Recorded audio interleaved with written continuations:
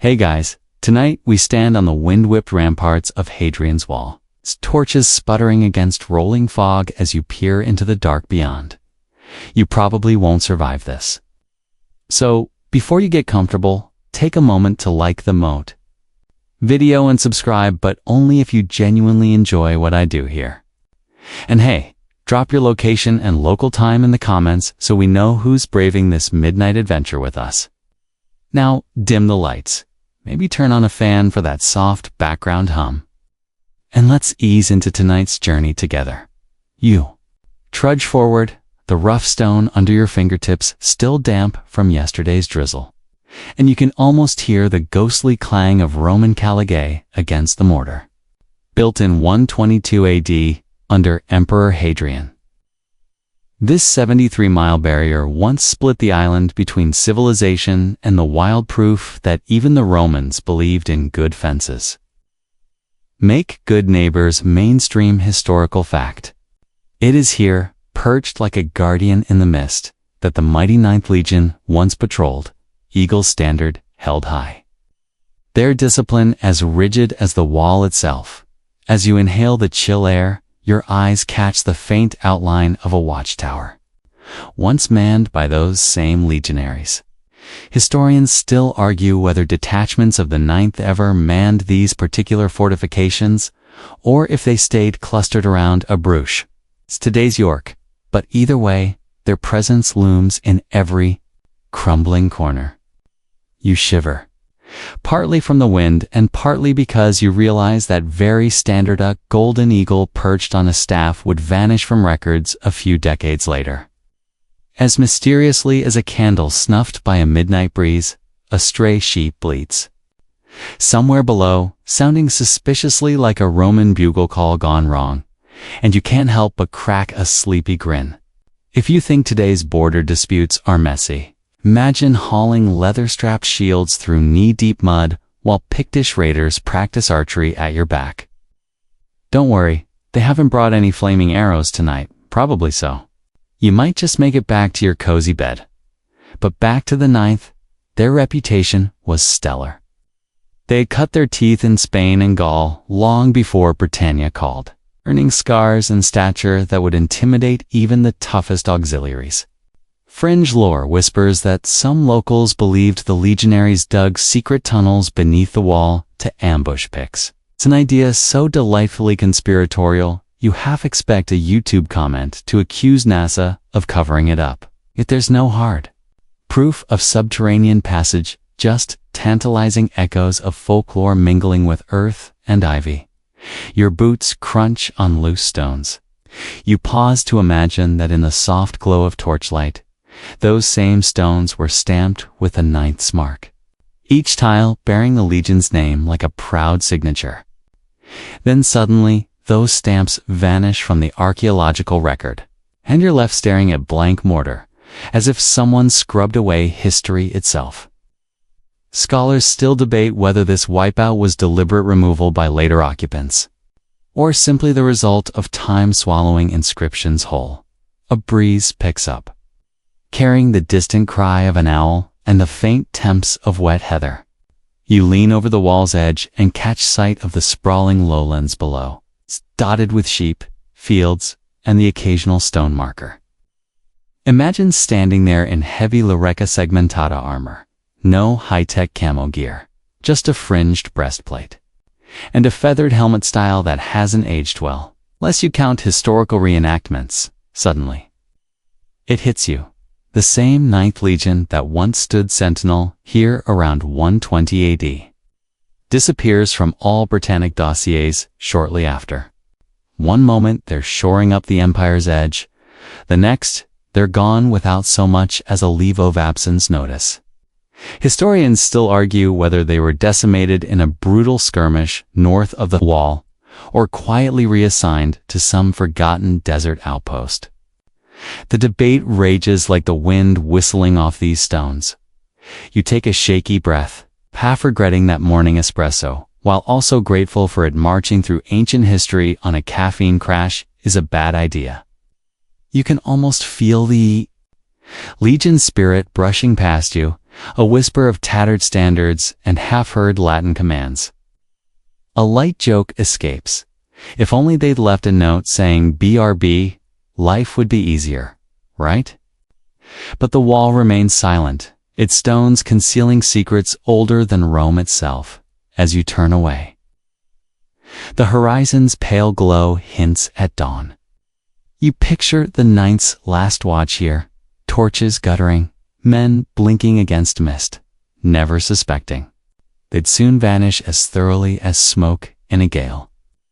Keep that image in mind, because our next stop will plunge deeper into those fog-enshrouded battlegrounds where the first clues and contradictions about the fate of Rome's bravest await.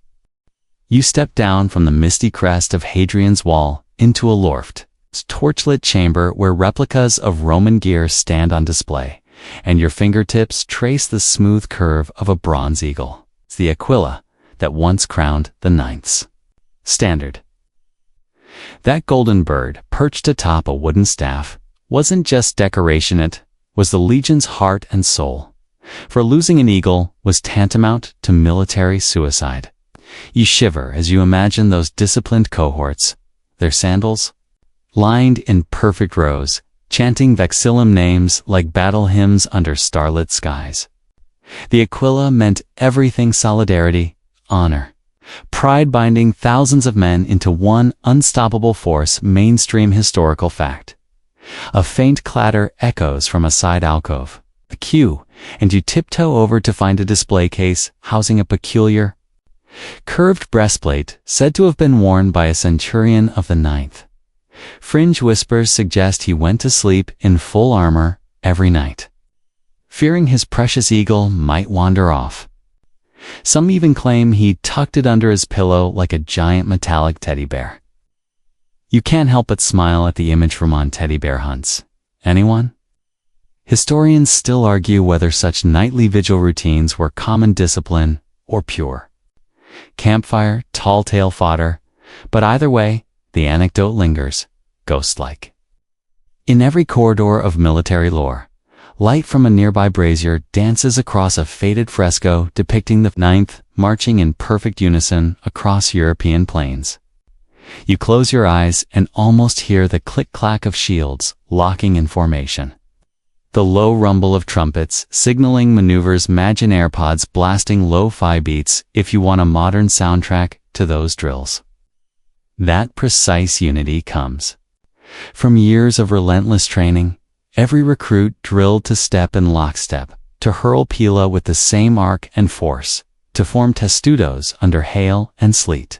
It's no wonder they earned nicknames like Aquila Invicta among neighboring legions. You slip your hand along a velvet rope and reach toward a battered scroll propped in a glass case. According to mainstream accounts, the Ninth was transferred from Spain to Britannia around AD 71, under Vespasian's broad orders, earning fresh laurels by quelling rebellions in the Midlands before being stationed at the Wall. Yet beyond these dry facts, pungent rumors float through academic circles. Some manuscripts hint the legion carried a second, secret silver eagle into battle, hoping to ward off disaster should the golden one ever fall. Silver standard, meet Roman gossip, Milloway's churning intrigue. A soft groan rumbles underfoot as you lean in. You imagine the legion's vast supply trains stretching for miles, wagons piled with food, weapons, even portable baths, lumbering across rough roads. Historians still argue whether the famed Roman road network extended deep enough into Caledonia to support such logistics, or if the Ninth had to improvise with local cartwrights, commandeering oxen and mud-caked wheels along the way. Picture a bunch of Roman quartermasters arguing over wheelwright staments. How bureaucracy never changes. Your stomach grumbles. Perhaps it's the lingering echo of that display of amphorae loaded with wine and olive oil. Those precious imports kept the men's spirits buoyed on long watches. Fringe sources claim that a desperate centurion once flavored rations with crushed mint leaves and honey to mask the taste of goaty stew, effectively inventing the first mint julep, though cocktail enthusiasts would dispute whether that qualifies. as true Roman mixology. Whether the ninth truly birthed a cocktail revolution is lost to time. But the tale adds a welcoming hint of temps. You lean against a reclaimed gate from one of the ninth's forts, its iron studs worn smooth by countless hands. The silence here is almost reverent, broken only by the crackle of embers and your heartbeat. If you imagine those same gates swinging open at dawn, the legionaries filing out in gleaming bronze armor to patrol the frontier. They'd check for runaway cattle, bandit raids, even stray sheep that wandered into no man's land, primordial peacekeeping duty long before Instagram safety filters existed. Historians still argue whether these routine patrols were sufficient deterrence or if local tribes used them as practice targets for next season's raids. A sudden gust rattles the braziers overhead, and you feel a drop of soot on your cheeks, something like Roman confetti if you squint. You crack a sleepy grin, whispering, just like modern-day office coffee, this place has its own charcoal flavor. 3 light jokes already? You tally-nailed it. But beyond the humor, you sense reverence for that eagle's standard. That delicate statue represented more than power. It embodied a legion's identity, a rallying point in chaos, and a divine symbol connecting mortal soldiers to Jupiter himself. As you back away, torchlight flickers, and you hear the distant howl of the wind through wall ramparts. You pictured the ninth's eagle staff caught in a sudden storm, drooping, dripping wet, as legionaries huddled beneath it, reciting prayers. Some fringe mystics insist they performed nocturnal rites around the Aquila to protect it from supernatural harm, invoking little-known deities that scholars still debate whether they ever truly existed. You tug your jacket tighter, mused by how Roman religion mingled so freely with each regiment's personal superstitions. Your eyes land on a tattered leather cord listing centurions and their service records.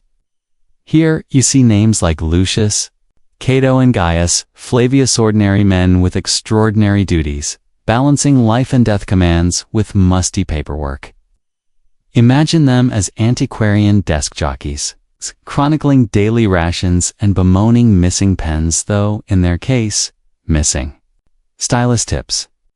Historians still argue whether these records were meticulously updated or if so many gaps reflect careless scribes losing everything to dampness and rodents.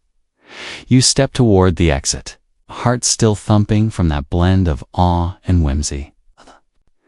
Torchlight guides you back into the damp corridor, where dripping water echoes like distant hoofbeats, recalling that final mysterious dispatch when the Ninth Eagle left Britain for the last time. No one wrote down where it went, and so begins. The thread will follow deeper, a tale of pride, power, and a bird-shaped emblem that outshines the mightiest sword.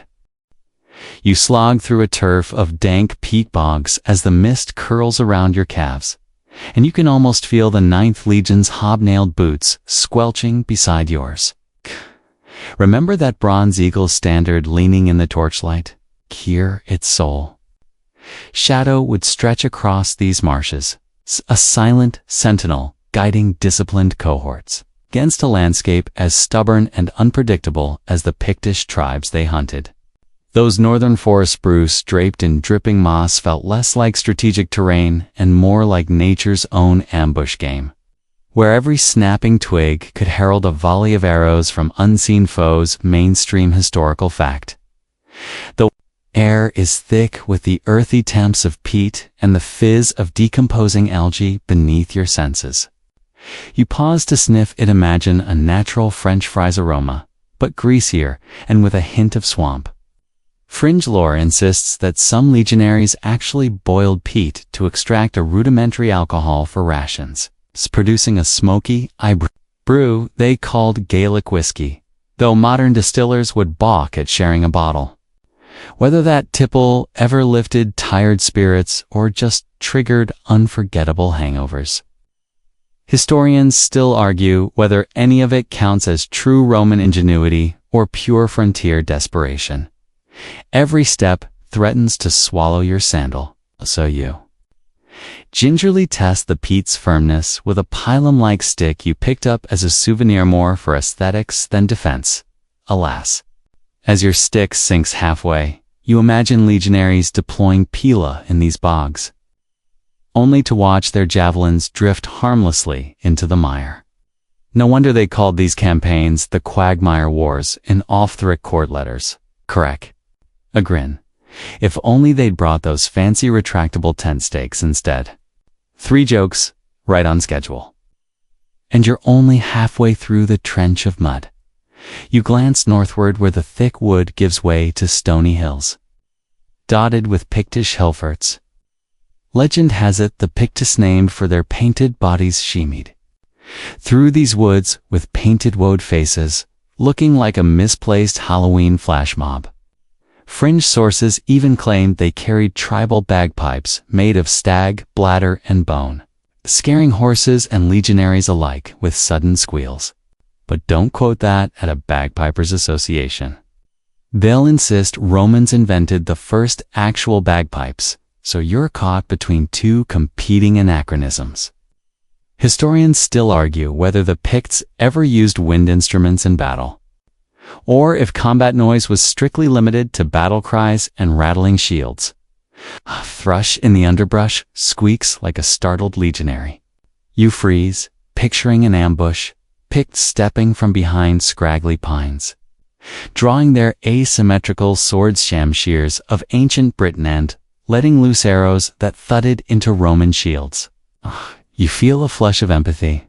No GPS, no drones overhead, and certainly no modern antiperspirant to keep your brow dry under that hot bronze helmet. You'd probably slip right into the mire without a second thought. Midway through your slog, you stumble upon the remnants of a makeshift Roman marching camp.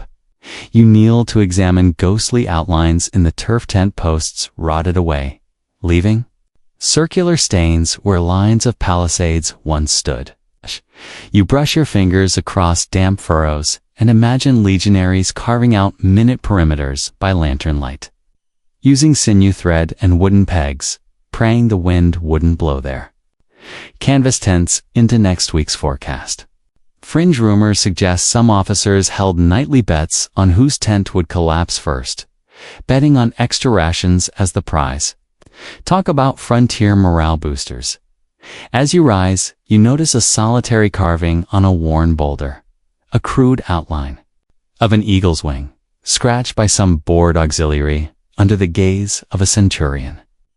You run your thumb over the rough engraving and feel oddly connected to those ancient scribbles. Humanity hasn't changed. Much bored soldiers still doodle, whether in trenches or cubicles. Historians still argue whether these petroglyphs marked a strategic rally point or were simply a bored prank.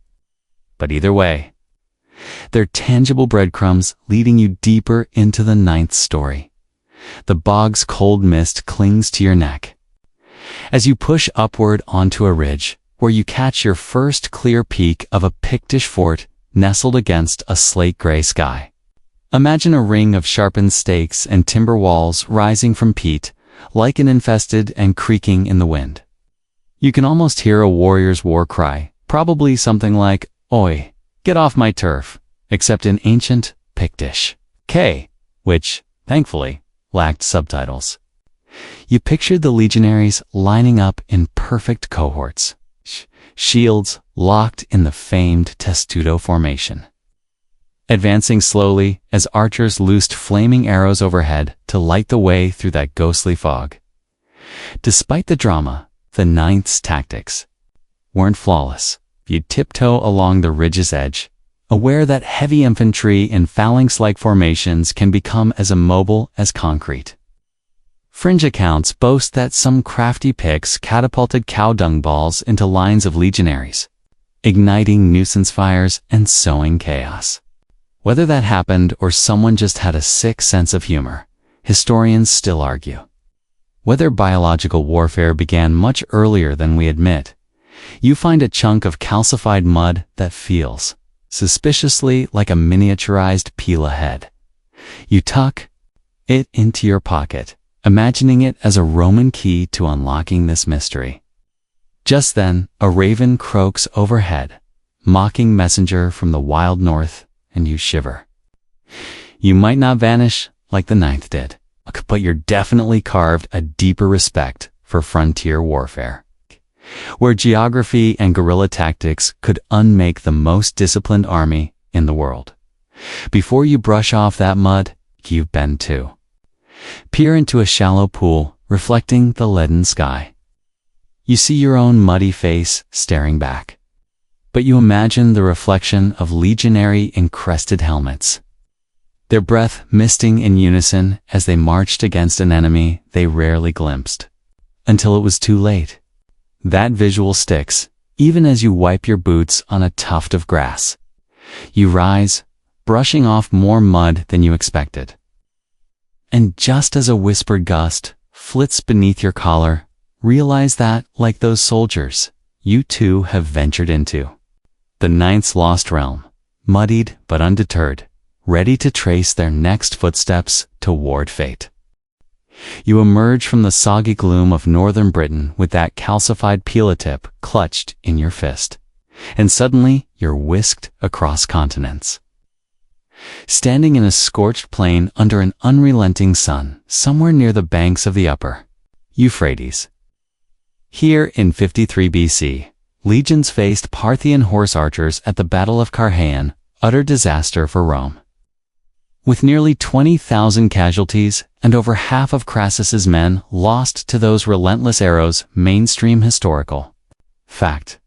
It's easy to picture the Ninth Legion caught in that rain of arrows, yet no record names them among Crassus's cohorts. But fringe whispers insist that the ninth, ever the empire's prized cohort, was secretly sent east to bolster Roman pride, and got wiped out before word ever made it home. Historians still argue whether any of its veterans limped back, or if the whole legion simply vanished into the Mesopotamian dust. You wipe sweat from your brow, tasting the grit of desert sand on your tongue, and you can almost see legionaries in Larica Segmentata floundering in sand dunes as Parthian cataphracts thunder past them like a herd of armored bulls. Fringe lore even claims a handful of ninth veterans were smuggled back to Rome as ancient live trophies. It's proof the legion dared to defy Parthia. Imagine a gladiator show starring real soldiers, forced to reenact their own defeative that doesn't scream Roman morale booster. What does? Yet no contemporary scribe mentions such macabre spectacles, leaving us guessing whether these tales are smoke or something more. You kneel and press your fingers into the hot earth, picturing hastily scrawled letters to home. Ink bleeding in the searing heat. Send extra sandals hours melted. Historians still argue whether Rome ever bothered to confirm the legion's loss, or simply assumed the ninth marched off into the unknown, never to return. Perhaps the Senate ordered a convenient silence, burying bad news under bureaucratic red tape. You shiver at the thought of dusty couriers dodging imperial censors, carting grim casualty lists packed in reed tubes, hoping no eagle-eyed clerk noticed the missing line for Legio IX Hispana. As the sun dips below the distant ridges, you hear spectral hoofbeats echoing through time. You close your eyes and imagine a battered cavalryman Parthian scion of Arsace, royalty triumphantly dragging an eagle standard through the dust toward his camp, its bronze gilding dulled by blood and grime. Fringe sources claim that standard, drip drying, was later used as a furnace grate in a Mesopotamian village, forging date syrup cauldrons for a century. If that's true, it's both hilarious and tragic pure Roman dignity reduced to kitchenware. Still, whether that really happened is a matter scholars are still arguing about today. A sudden breeze kicks up, filling your ears with a dry rustle, and you recall that at Carhae Crassus's cavalry broke formation under a hail of Parthian javelins. You imagine the ninth on the flank, shields locked, spears leveled, only to be outmaneuvered by mounted horsemen disappearing into a cloud of dust. The notion that they marched steadfastly into an ambush feels eerily similar to Britain's bog campaigns. Geography and guerrilla tactics left disciplined infantry as helpless as fish in a net. If the Ninth did end its days here, it would not be the first Roman legion undone by terrain and tech. Your hand drifts to the hilt of an imaginary gladius, and you feel the weight of unrecorded history pressing down. Fringe traditions hold that. Survivors from Carrhae carved cryptic inscriptions on a temple wall in Duriaropos, pleading for release from military service in exchange for temple maintenance labor. Would Roman law have allowed such a deal? Historians still argue whether any legionary could trade a discharge for a cultic gig. But the idea speaks volumes about men desperate enough to swap shields for temple mops. You stand edges of an ancient ditch, perhaps a Roman camp's remnants, sits earthworks half buried by shifting sands.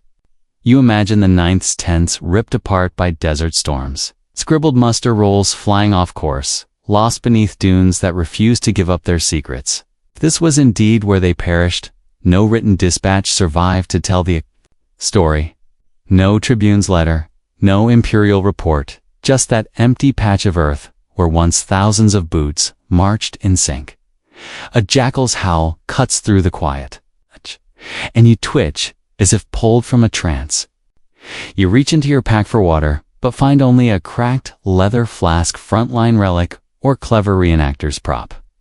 Fringe collectors claim this flask design was invented by Ninth artisans adapting water skins to the British climate.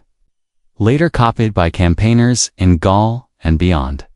Historians still argue whether this innovation spread empire-wide or remained a niche gadget used only by a handful of eccentric legions. You wipe your brow again, tasting the tang of sweat and sand, and consider the broader implications. If the Ninth fell at Carrhae, it would rewrite chapters of military history, unraveling assumptions that Britannic legions never served in the East. You picture future textbooks torn apart, new theories sprouting like desert weeds. Debate hall symposiums echo with voices grappling over scrolls, arguing whether Roman records deliberately omitted the Ninth's campaign or simple negligence swallowed its story. As twilight deepens, you steady your breathing and tilt your head to the heavens, peering at a sky so black it seems to swallow light whole. If anyone survived Carrhae, they would have returned home ghosts of Mensgard, silent, recounting horrors that no Senate meeting wanted to hear. Whether that handful of survivors rekindled the Ninth's name in the annals of Rome, or quietly vanished into rural obscurity, historians still argue whether any link binds those lost veterans to the Ninth's final disappearance. You pull your jacket tighter against a phantom wind and brush sand from your boots before rising. That fiery debate, Carrhae's shadow over the Ninth Legion, lingers in your mind like embers, glowing against the night. Ahead lies more ground to cover. Tile stamps that vanish, textual silences that scream, and a mystery stretching from foggy frontiers to sizzling deserts. But for now, leave the sands behind and follow the next breadcrumb into Britannia's eroded forts, where even stone walls betray more questions than answers.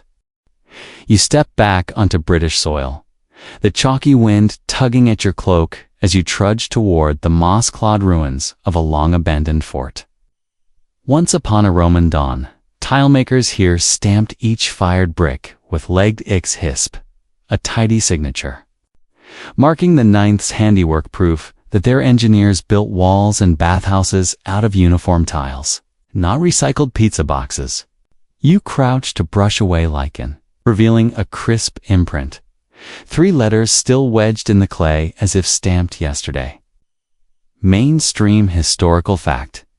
Your fingers trace the shallow grooves and you imprint your own thumbprint beside it. Smugly thinking you're just as memorable. Until you realize time's eraser is at work. A foot of mortar, centuries of peat rise. And local villagers have been repurposing these tiles for everything from hearth floors to garden ponds. Fringe whispers claim an 18th century farmhouse, down. The road boasts a front step made of 9th tiles, mysterious homeowner bragging that his porch once defended the empire. Historians still argue whether such farmhouse curiosities actually came from the wall or from later local kilns imitating Roman marks. But every dent in the tile makes you wonder whose hands pressed it first. You stand and scan the horizon. Where? Tumbled foundations trace an angular grid, once neat barracks, now toppled like giant dominoes. Over the cracked tiles sprawls a tiny field of daisies, their white petals like miniature testudo shields protecting stubborn weeds beneath. The fort's plan remains visible only because someone decades ago drew chalk lines on a rainy day. Those lines now fade under ivy, as if the earth itself wants to consume every Roman square foot. You lean closer, notice a few tiles tucked under a thorny bush, half buried. Each one a cryptic autograph from a vanished legion. You pocket a shard stamped with a legionary's name, Val Prims, centurion, or perhaps just a tile operator with a flair for publicity. Fringe collectors say these named stamps fetch more at auction than an intact gladius. Imagine bidding wars over clay fragments, modern gladiators in tweed jackets. Historians still argue whether tilemaker signatures were official marks sanctioned by the army or playfully added by bored craftsmen. But either way, those fleeting letters anchor the 9th in brick-and-mortar reality. A sudden breeze rattles the broken gate, and you remember the stalwart eagle standard of faded sketch on a stone lintel nearby, barely visible. You wander over, brushing soot from a carved Aquila outline. So much for bold and proud. Now it's a ghostly silhouette, half erased by centuries of rain. You whisper, "You had one job, Aquila. Remain king of the hill." 3 jokes in under 10 minutes. Nailed it.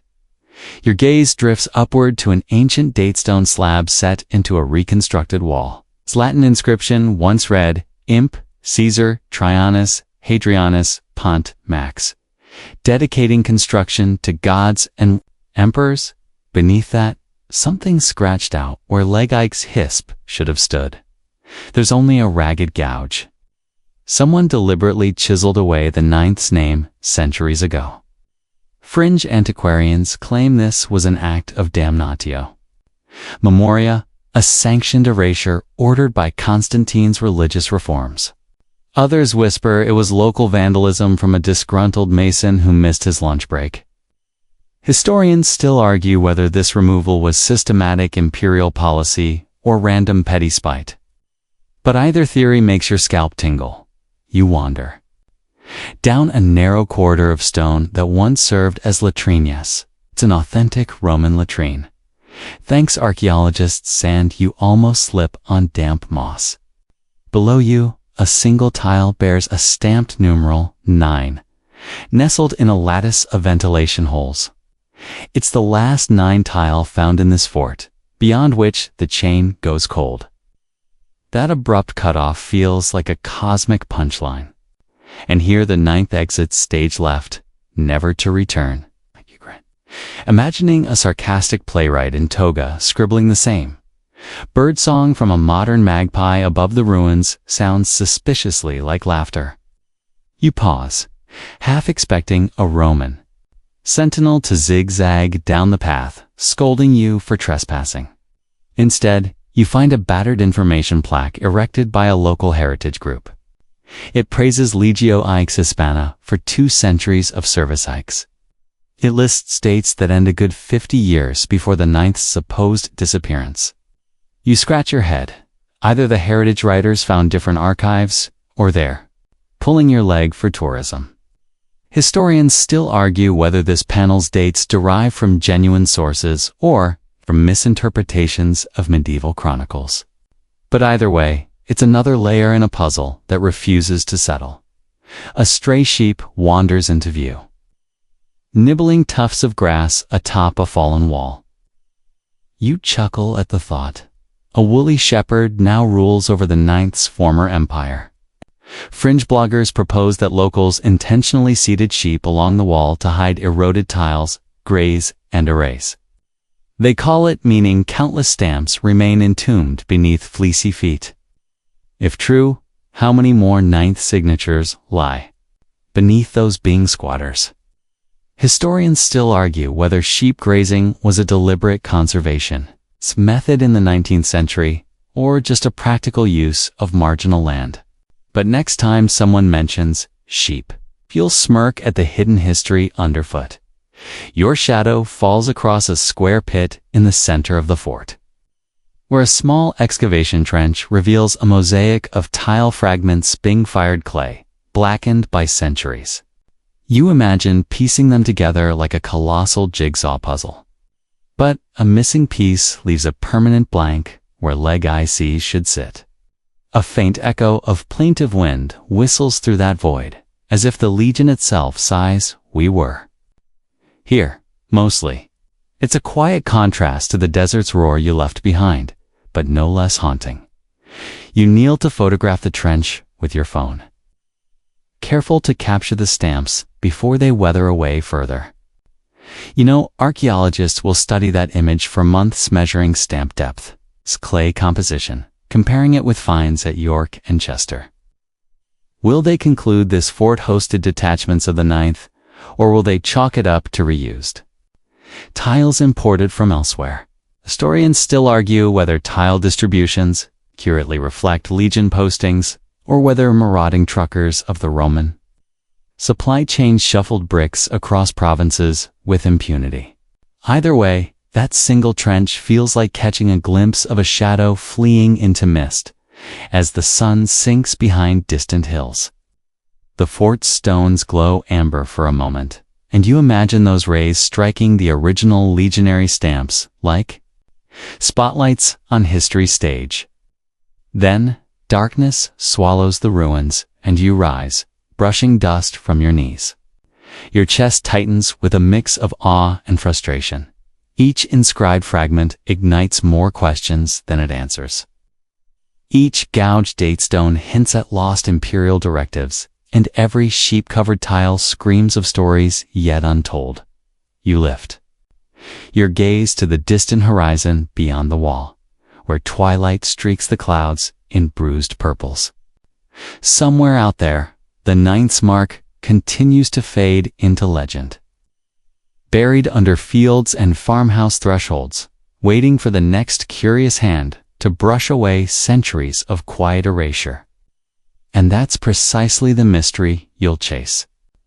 Next, through eroded inscriptions, silent stones, and the stubborn will of history that refuses to stay stamped in place, you settle at a narrow oak table in a dimly lit study, the air heavy with the leathery scent of vellum and wax. As you carefully unroll Tacitus's Analysis, crisp parchment, whispering secrets beneath your fingertips, candlelight trembles across the pages, dancing over Latin inscriptions that describe the turbulent reigns of emperors, military campaigns, and the ever-shifting edge of empire. You trace the flow of Tacitus's rhetoric, noticing how he lauds victories in Britain under Governor Agricola, yet never explicitly names the 9th Legion, as if its deeds were too sensitive for posterity's gaze. Mainstream historical fact. That conspicuous omission feels like finding an unsent text in your phone's drafts. Tantalizing. It's frustrating and begging for a send now button. Your eyes drift to Cassius Dio's Roman history, bound in faded leather and annotated with marginalia by centuries of scholars. Dio recounts the construction of Hadrian's Wall and the subjugation of Caledonian tribes. But when he catalogues the legions, the 9th is absent or buried in a scribal lacuna where a passage has worn away. You lean in, bracing on your elbows, and a graze of candle soot smudges your cheek engine makeup for a modern reenactment.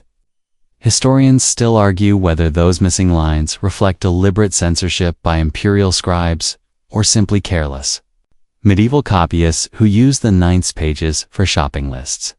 Either way, the silence rings louder than any trumpet fanfare.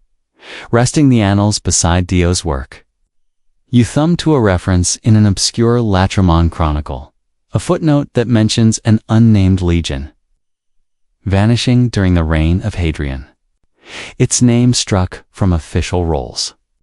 Fringe theories suggest that Hadrian himself ordered the erasure of the Ninth's identity after some embarrassing calamity, perhaps to cover up a revolt of his own troops. You smirk at the thought Romans hiding things is as inevitable as autocorrect mangling your emails and flip to a footnote. Scrawl. Aquila non captat muscas. The eagle does not hunt flies, or in ancient shorthand, don't sweat the small stuff or scrub it from history. You pause to sip lukewarm tea from a chipped porcelain cup, savoring the bitter edge as it warms your belly. Meanwhile, you imagine scribes hunched in cold scriptoria, quill tips cracking under pressure as they debated whether to mention the ninth at all. A stray droplet of wax plops onto the tablecloth, sizzling like a Roman cooking lamb on a portable hearth. You chuckle. That's one way to insert a hot take. 3 jokes already, you note, and you're still musing over omissions from nearly 2 millennia ago. Beside you lies a facsimile of the Historia Augusta, a notoriously unreliable collection of imperial biographies. Here, an anonymous author, later in the 4th century, references an unnamed lost legion with a brief aside about its ghostly banner. Fringe lore interprets this as a direct allusion to the Ninth. Some enthusiasts even claim a hidden acrostic reveals the legion's name in the first letters of each sentence. You tap a fingertip to your lips and whisper, "Hide your spoilers better next time," knowing any medieval riddle hunter would nod in solemn agreement. Turning now to a marginal gloss by a medieval monk. You discover a curious note. The scribe complains of Latin too dry to digest, and wonders why no one mentions the Ninth's culinary adventures did. They have rations spiced with currants from Syria, or imported garum fish sauce that spoiled in a caravan. Historians still argue whether such gastronomic digressions reveal lost aspects of military life, or are simply whimsical sidebars introduced by bored copyists. You imagine the Ninth's legions trading rations with merchants and arguing over the merits of tangy fish paste, pretty familiar to anyone who's ever debated sweet versus savory breakfast cereal. Suddenly, gust rattles the casement window, and a single sheet flutters from the table like a startled pigeon. You catch it midair, an extract from the Latremon writer Eutropius, terse in style, which mentions legionary strength at the wall without naming names. That slip of anonymity prompts more questions than answers. Its brevity sounding like a tweet about a major scandal. Lost legion. Shocking details later. Historians still argue whether Eutropius deliberately obscures the Amnias role to protect imperial reputations, or whether he simply lacked access to comprehensive archives. Your candle guttering. You lean back and study the differing handwriting styles. One scripts a precise Carolingian minuscule, another flings around exuberant unshells. Each scribal hand has added, omitted, or smudged details. Fringe enthusiasts have even speculated about a palimpsest hidden beneath the parchment, where an earlier account of the Ninth's triumphs in Spain was erased to make room for provincial tax records. You peer at the table surface and half expect a UV lamp to reveal faded Latin undercurrents. Any time travel weren't more affordable as embers flicker low. You compare Tacitus's chronology with Cassius Dio's timeline. You notice a slight misalignment. Tacitus dates Agricola's garrison adjustments to a D84, while Dio positions them around a D87, which timeline housed the Ninth. Historians still argue whether this 3-year discrepancy stems from calendar reforms, copyist error, or the legion's deliberate undercover stint elsewhere. You sigh at the thought of legions playing hide-and-seek across provinces. as if Roman commanders had drafted an empire-wide game manual. Raising your hand to brush a strand of hair from your face, you imagine scribes scrutinizing each line marginally. Doodling helmets or eagle feathers in the corners, an ancient version of smartphone doodles during conference calls.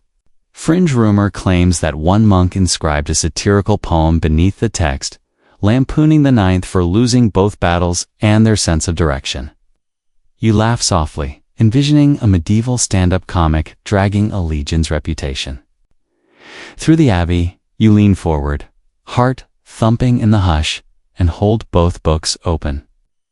The open pages stare back at you, full of facts, omissions, and cryptic notes like puzzle pieces scattered across centuries.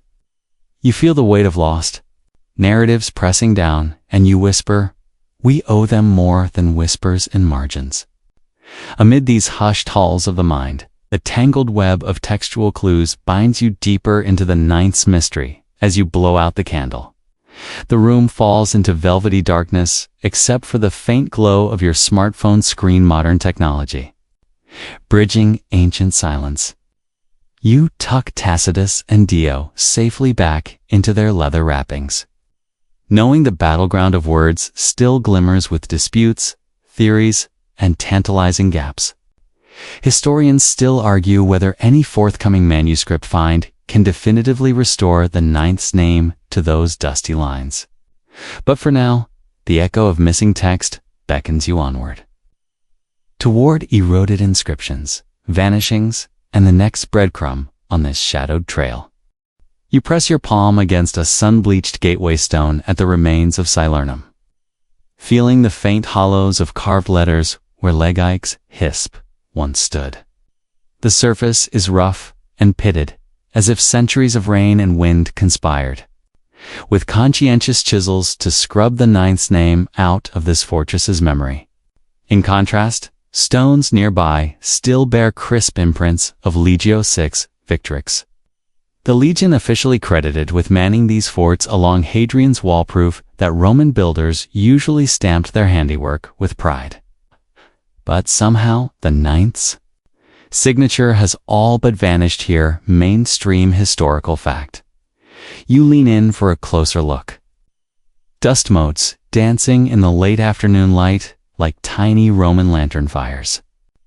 Fringe whispers claim those chisels weren't wielded by time alone, but by secretive medieval monks on a mission to erase pagan reminders. Imagine a cadre of pious abbey scribes sneaking out at night, mallet in hand, quoting hexes like off. With their legion numbers, historians still argue whether these erasures were part of an organized religious purge or simply the result of local builders repurposing inscribed stones for new churches and cottages. A gentle breeze rattles the empty windows of the gatehouse, carrying the scent of damp moss and sagebrush. You trace the outline of an eagle's wing carved in shallow relief, the rest of its body missing entirely. Someone long ago carefully chiseled away the beak and torso, leaving only the wing as a ghostly stub. You can't decide if it's deliberate vandalism or a prank by bored stonecutters. Either way, you mumble. They definitely didn't include instructions in the Legion handbook for that. Beyond the gateway, a half-collapsed wall reclines against a spruce tree, its blocks littered on the ground in a haphazard rubble pile. You hop over mossy stones, mindful of rattlesnakes. Just kidding, that's more of a Roman North Africa problem. Still, you crack a sleepy grin. It'd be awkward if I got bitten by a Pictish adder that evolved sideways. 3 jokes, right? Check. You crouch by a fallen lintel, brushing away layers of blackened lichen to reveal a worn inscription. Impques Traiano Hadriano of E.G. It commemorates Emperor Hadrian's building program, but stops before naming the legion responsible for this stretch of wall. A local guidebook claims that someone deliberately ground away the legion's name to avoid paying building taxes. Imagine Roman accountants furious. That'll teach them to underreport labor hours. Historians still argue whether that missing name reflects imperial decree or simple tax evasion on the frontier. Your fingers slide across the stone's chipped edges, and you picture Roman quarry crews hauling freshly cut sandstone from distant hills, chiseling Latin dedications at the quarry face, then hauling those same blocks here to build barracks and gates. Somehow, the ninth's marks never made it into local records or were systematically erased. You swallow a lump of regret for every soldier whose name, rank, and service have been wiped from this rock. Pulling your notebook from your pack, you sketch the outline of a nearly erased inscription. Fringe bloggers swear this sketch matches a site in Northumberland, where local kids in the 1800s turned the ninth's missing letters into graffiti, spelling Legio IX on barn doors as a dare. Whether that fancy spray paint stunt or the weather-induced fading holds the blame. You file it under 900-year gap in responsible heritage care. You step back to admire the gatehouse's silhouette against drifting clouds. A sheep ambles past again, nibbles on a shard of tile-stamped Leg X. You snap a quick photo, half expecting the sheep to charge you in territorial defense. Me and my camera just wanted to see your tile, buddy, you joke, edging around the goat-like menace. 3 animals in 3 sections now. You're on a roll, moving deeper inside. You find a fragment of an altar stone nestled in brambles. The remaining words read, "To Jupiter best and greatest, Legio." And then a blank space where the ninth's name should flourish. Someone has narrowly avoided divine wrath. An altar without a dedicant is like a pizza without cheese. Technically a thing, but profoundly disappointing. Historians still argue whether this altar was left intentionally anonymous as a form of ritual humility, or if its text was deliberately removed to disguise which legion invoked pagan gods. You crouch beside a mortar hearth, clearing fallen leaves, to uncover a small pile of rounded Roman nails fasteners for wooden palisades. A fringe tale credits these nails to a detachment of the ninth that stayed behind to repair fort gates after the main body vanished, like a ghost crew on cleanup duty. You tug one rusted nail out of the ground and roll it between your fingers. It feels weightier than your smartphone, as if each one carries a fragment of mystery. A cool shaft of light cuts through a collapsed archway, illuminating a stretch of crumbled wall with faint scratches that look suspiciously like medieval graffiti. HH 1302 etched alongside a crude drawing of a knight's helmet.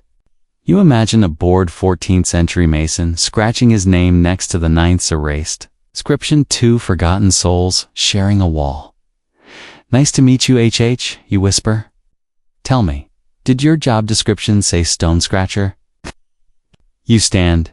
Your shadow joins the fort silhouette, merging past and present. You glance down at your boots, now caked in soil that might once have been fresh Roman turf.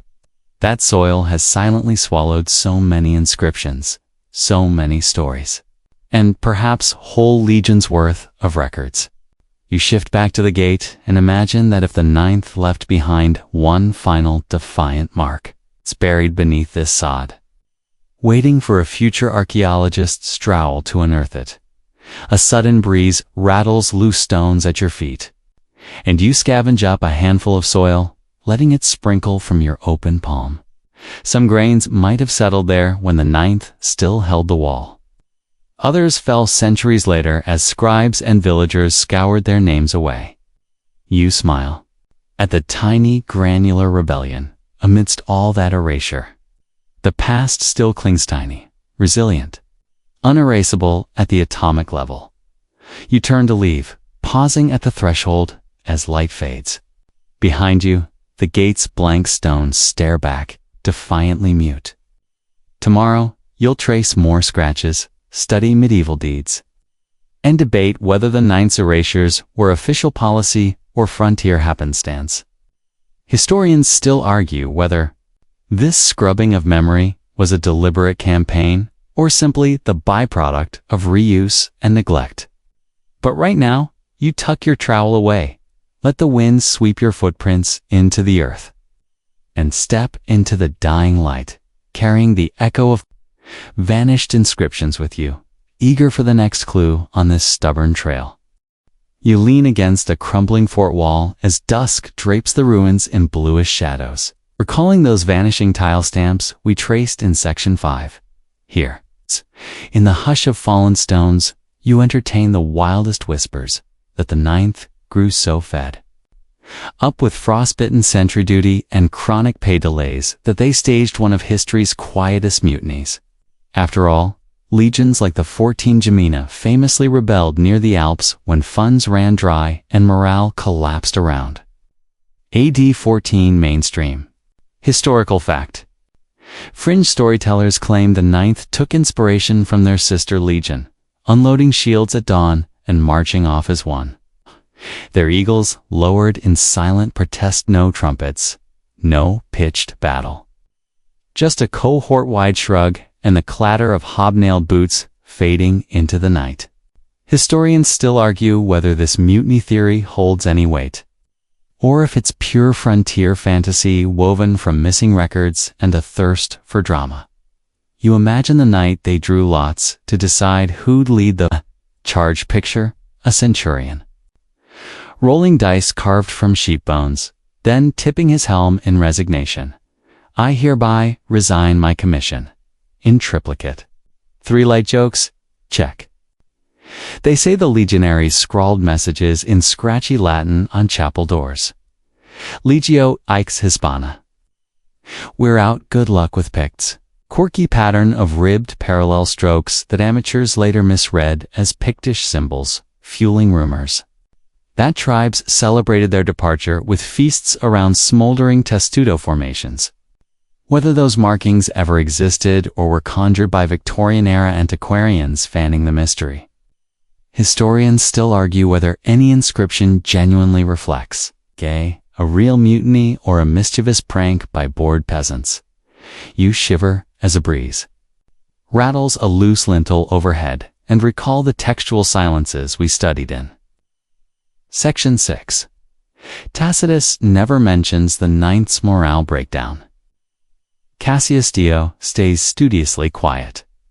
That deafening absence in elite narratives lends these mutiny stories, their electricity silence becomes proof of guilt. Like a YouTube channel going dark after a scandal. Fringe pundits even propose that Hadrian himself greenlit the cover-up, reassigning loyal legions to scrub the evidence, an ancient damnatio memoriae by bureaucratic decree. Historians still argue whether imperial censors had the reach and motive to orchestrate such an erasure, or if centuries of stone reuse simply wore away any trace of dissent. You kick at a loose pebble as you recall standing in those soggy Caledonian bogs in Section 3, thinking how easy it would be for disgruntled legionaries to slip away one muddy step toward freedom. Toward Pictish mercenaries. Fringe lore has it that dozens of men from the Ninth quietly sold their swords to local chieftains and signed on as elite guards in tribal warbands. Their segmented armor repurposed into status symbols for Scandinavian warlords. Imagine Vikings? Bragging. Got this breastplate secondhand from the best legion Rome could offer, only to have skeptics scoff at the chronology. Historians still argue whether any Roman equipment circulated that far north that early, or if it's a modern embellishment fed by black market trophy hunters. A stray sheep wanders by, nibbling at brambles where a carved notch once marked the Ninth's inspection path, another callback to Section 5's tile scamper. You crack a grin, sheep as unwitting archivists, grazing on centuries of secrets. According to one fringe account, the mutineers herded these sheep in a final act of frontier theatrics, driving them through mile castles to symbolize their break with Rome. The resulting chaos apparently left local farmers cursing at Sinsfa, hoofprints on their barley fields and scribbling angry graffiti on the wall, whether any agrarian uprising accompanied the mutiny, or if that's just a footnote from a satirical medieval chronicle. Historians still argue whether sheep ever played a role in a Roman military protest or simply nibbled the margins of history. You run a hand along a tunneled-out drainage channel and imagine it repurposed as a clandestine route for deserters slipping away at night. Fringe conspiracies suggest the Ninth dug a secret tunnel beneath the wall, emptying their water supply to flood patrol routes while legions slip southward under cover of engineered deluge. Picture a legionary up to his knees in muck, whispering, "When did I sign up for engineering school?" Light joke indeed. Historians still argue whether any evidence supports subterranean defection paths, or if these are just colorful exaggerations by 19th century. Romantics fascinated with secret passages. Thunder rumbles faintly, likely a distant storm. But you can't help picturing drummers in the mutiny camp beating out tribune commands in parody.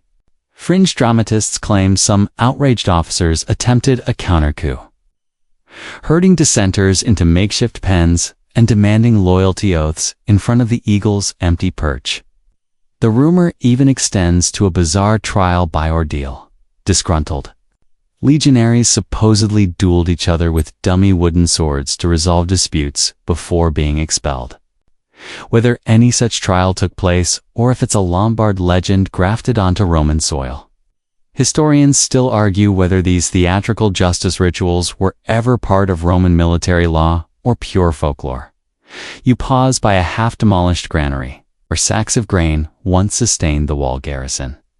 If the Ninth mutinied, they'd have needed supplies. They seize the granary and march off laden with wheat. Fringe tradition paints a scenario of starving legionaries building makeshift chariots to haul stolen corn carts across the moors. You imagine them bumping along, cursing ancient wheelwrights. Why are these wheels square? 3 jokes, muster complete. Historians still argue whether any provisioning records show missing rations matching a mass desertion, or if grain shortages were merely routine supply hiccups. Carved stone at your feet bears the faded outline of a scroll, once an official notice board. They say where notices of mutiny were posted. Notice to all men, don't bother sending reinforcements. You bend to brush away moss, half expecting to find ink traces. Instead, you find only a smooth indentation, an echo of absent words. That void reminds you of the missing date stones from Section 5, the silent ledger entries from Section 6, the undone inscriptions from Section 7. The emptiness becomes its own testament.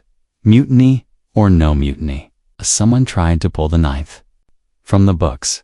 You stand, stretching against the chill, and gaze north where Pictish hill forts gleam like watchful eyes in the fading light. If the mutiny tale holds any truth, that same horizon swallowed the Ninth standards and spirits, welcoming them into unknown fates. Or perhaps they simply marched south back into Empire's belly, only to be absorbed into other units. Their identity quietly erased. Historians still argue whether a protest-driven exit best explains the Ninth's disappearance, or, if it's more plausible, they simply disbanded after years of grinding frontier duty. You let out a soft sigh, the wind carrying your breath as small mist tendrils. Mutiny or myth, it's impossible to tell. But as long as those stones bear no clear answers, the Ninth's quiet rebellion story will continue inviting speculation. You turn to leave, pulling your cloak tighter, and in the gap between night and stone, you hear the ghost of a trumpet's muted ring, whether in protest or parade, only the vanished legion knows. You crouch low among tufted heather on a mist-shrouded moor, the world reduced to damp earth and ghostly silhouettes of wind-sculpted grass. Beneath your boots, the ground quivers with each breath of wind-oar. Is it the echo of hobnailed Caligay, stamping out a warning across centuries? This is the kind of terrain where Roman heavy infantry, used to open fields and rigid formations, would find their disciplined testudo. It's useful as an umbrella in a hurricane, impractical and easily turned into a pincushion by agile archers. Hidden just beyond your sight, mainstream historical fact. A distant bleat drifts through the fog sheep. Again, guardians of tile secrets maybe, but right now they're far too deaf to warn you of danger. You remember that peat-fired Gaelic whiskey from Section 3. And you shiver as you recall how frontier desperation bred fringe remedies and even fringier rumors. Here, local tribes capitalized on Roman rigidity, slinking through waist-high. Hitherto unleash volleys of arrows that found gaps in shields, then slipping away like phantoms into the bracken. Historians still argue whether any legion actually fell in a single ambush, or if losses trickled over several skirmishes. But either way, this land's guerrilla warfare could have swallowed entire cohorts without a single official chronicle. You press your palm against a damp boulder and imagine its cold surface once warmed beneath the bronze of a Roman breastplate. Fringe lore suggests that Pictish warriors used animal skins treated with bog oil to muffle their footsteps, so a midnight raid sounded like a whispering breeze.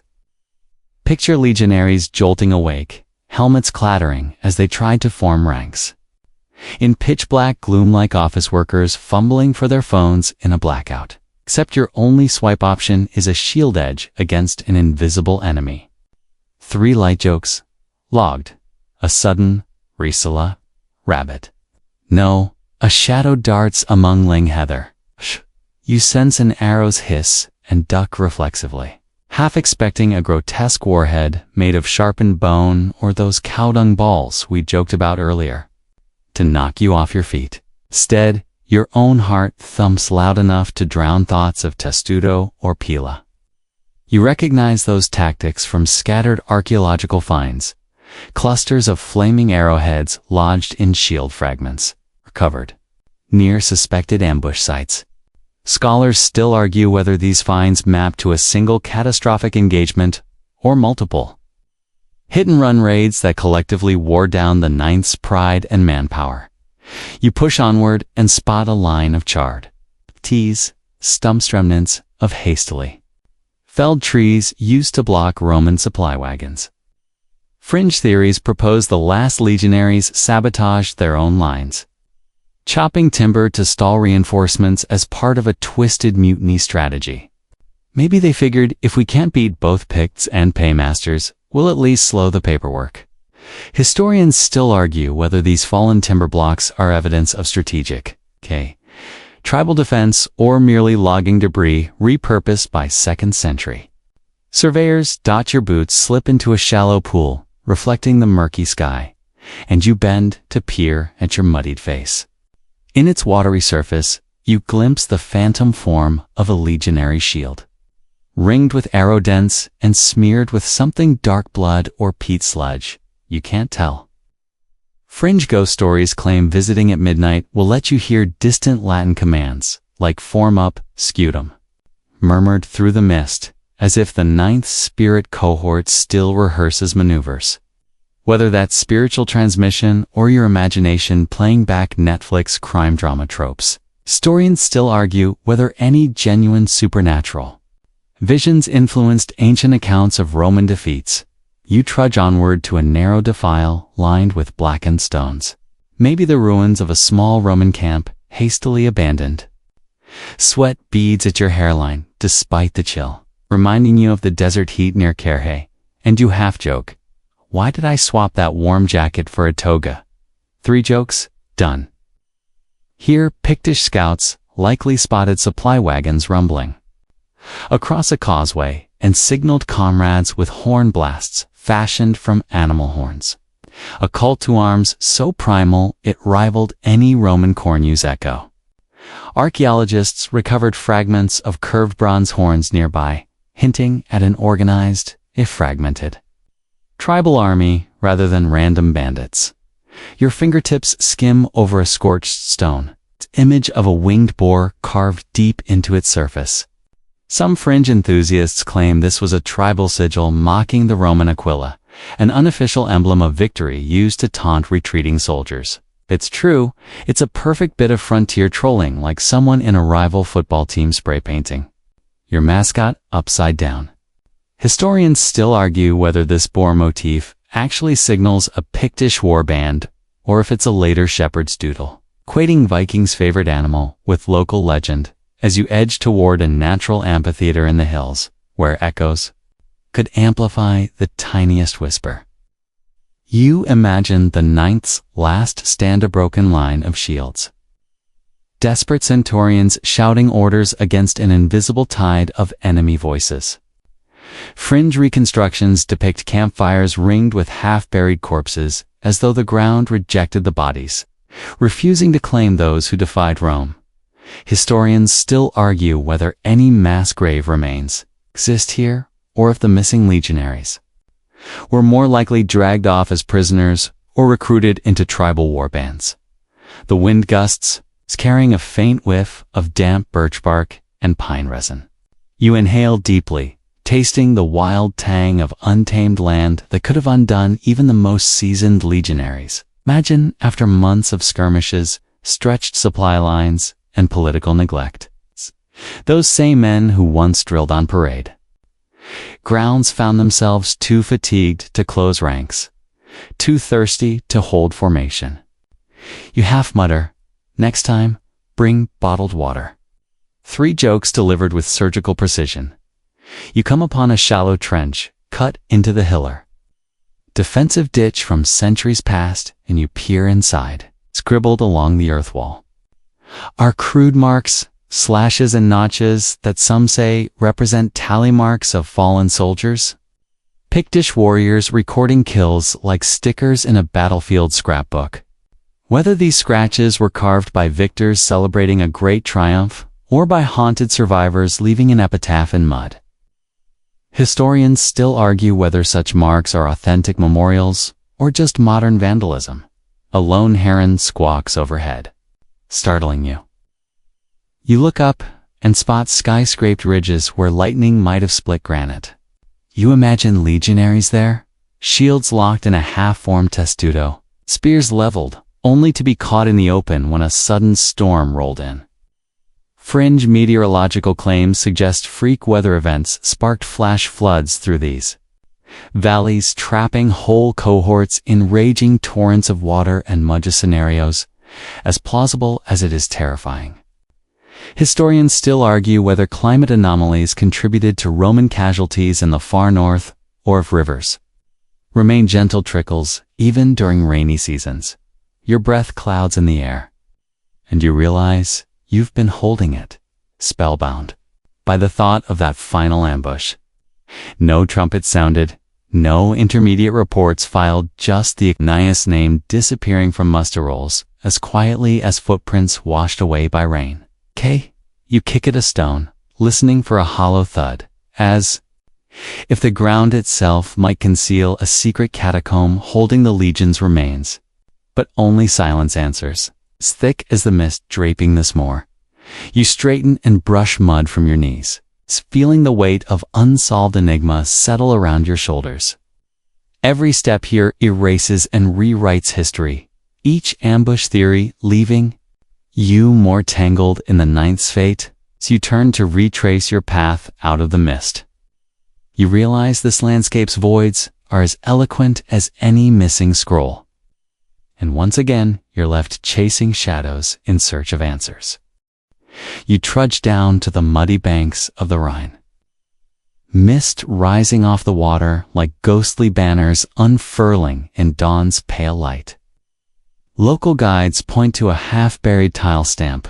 They claim reads leg, IX Hisp, plucked from a collapsed bathhouse. Floor at a ruined fort near modern Bonn. Here, they say, the 9th Legion resurfaced after vanishing from Britannia redeployment ordered to bolster Germania's embattled frontier around a D-110 mainstream historical fact. You blink at the soggy clay underfoot, half expecting your boots to snap shut like a hungry river mouth. The idea of the 9th marching eastward carries a certain logic. Once they'd done enough patrols of Hadrian's Wall to earn frostbite privileges for life, why not ship them off to face Germanic tribes and the ever-troublesome Chachi? Fringe enthusiasts spin the tale further, Some swear they've heard oarsmen echoing ancient Latin commands in the pre-dawn fog. The Rhine's current churning with phantom war chants. Picture spectral legionaries rowing out from the mist like a Roman Ghostbusters crew, minus the proton packs.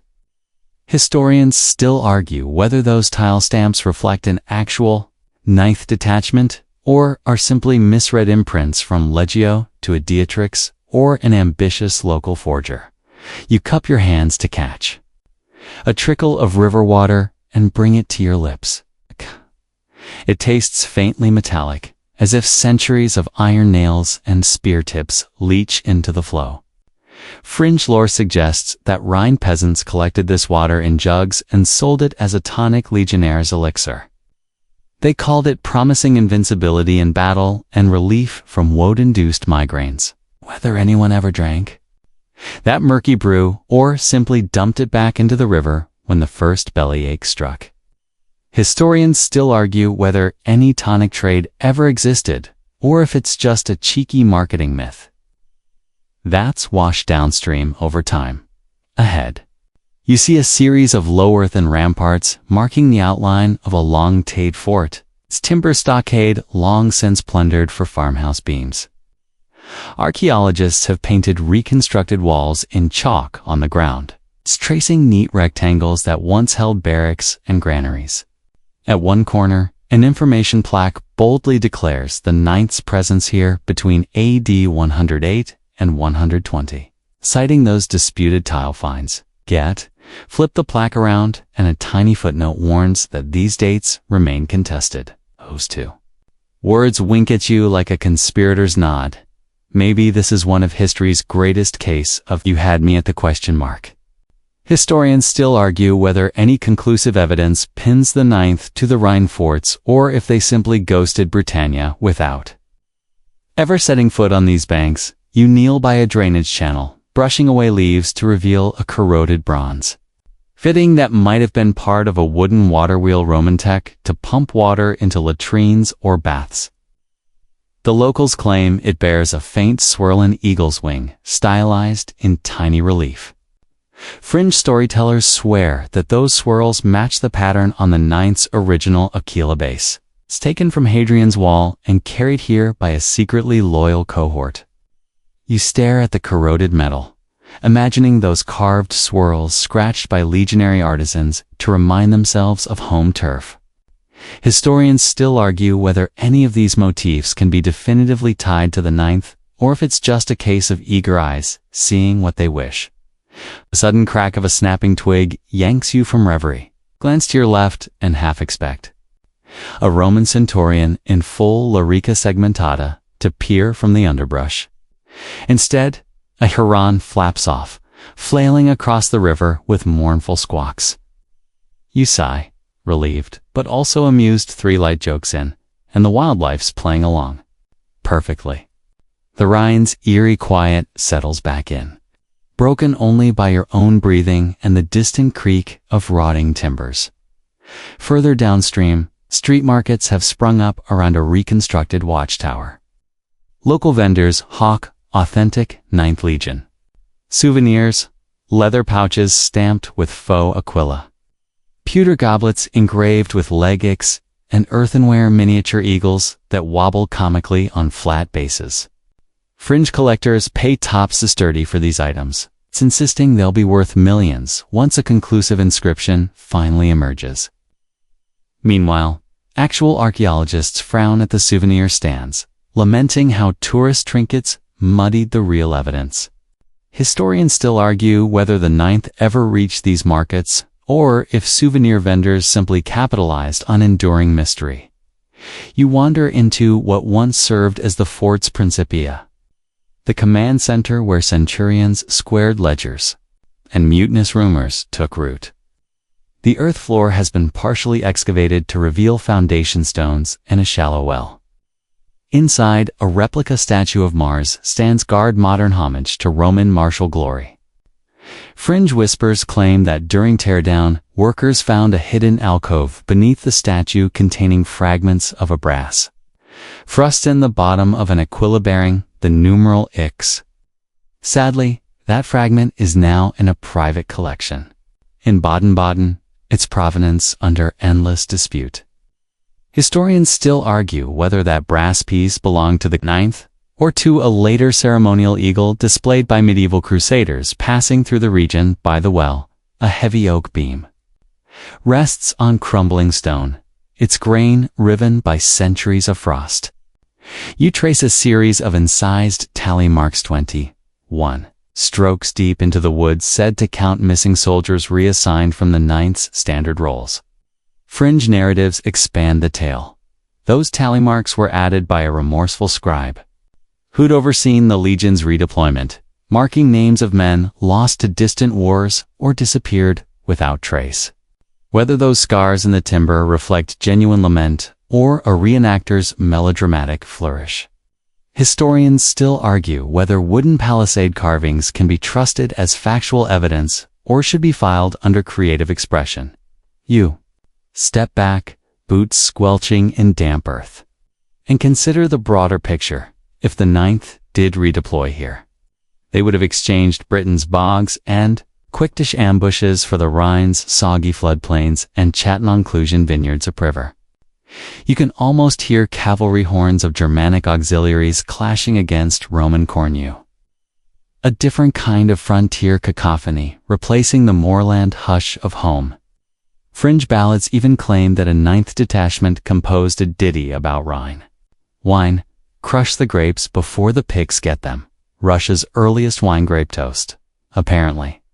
Historians still argue whether any such songs were ever sung beyond Tavern Row as daylight wanes. Q pause at the riverbank again and toss a small pebble into the current. Q skips once, then vanishes beneath the murk. Q. Imagine that pebble as the 9th Legion itself, skipping happily from fortress to fortress, then disappearing downstream forever.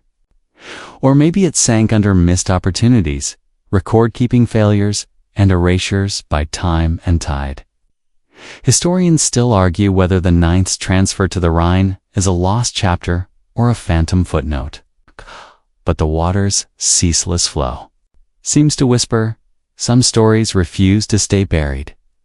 You turn inland, following a wooden causeway back toward civilization, boots leaving damp prints in the loam. Up ahead, lights flicker from a riverside tavern, a sign of modern comfort awaiting. Cold toes and curiosity-sated mind. As you step away, the river's hush bids you linger. Whatever the evidence, the 9th specter drifts through these ruins, as elusive as a ripple on dark water. And you carry its echo onward, ready to trace the next thread of this centuries-old mystery.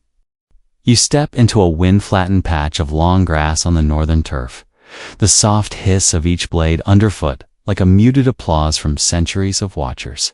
Remember those stories of mutiny and ambush? Here's another twist.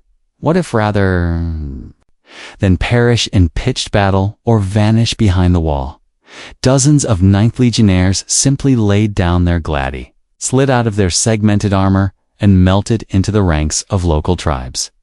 After all, Roman deserters historically did join Germanic bands as foederati soldiers granted land in exchange for service after the disaster at Teutoburg Forest. In a D9 mainstream historical fact, can almost hear the ripple of that decision. Clink of metal armor swapped for animal hides. The click of hobnailed boots replaced by bare feet through damp underbrush. The air is crisp with heather and pine resin. And you inhale deeply, tasting the sharp tang of freedom mingled with lingering bronze from your own imaginary armor. Fringe lore proposes that a secret cohort of 9th defectors formed a Romano-Pictish hybrid unit, half legionary, half tribal warrior riding into battle on war horses draped in red cloaks and Celtic knotwork. They supposedly brandished a double-headed eagle standard woven from wolf pelts, a symbol as perplexing as it is dramatic. Whether that emblem ever existed or is simply a fabulist's fever dream.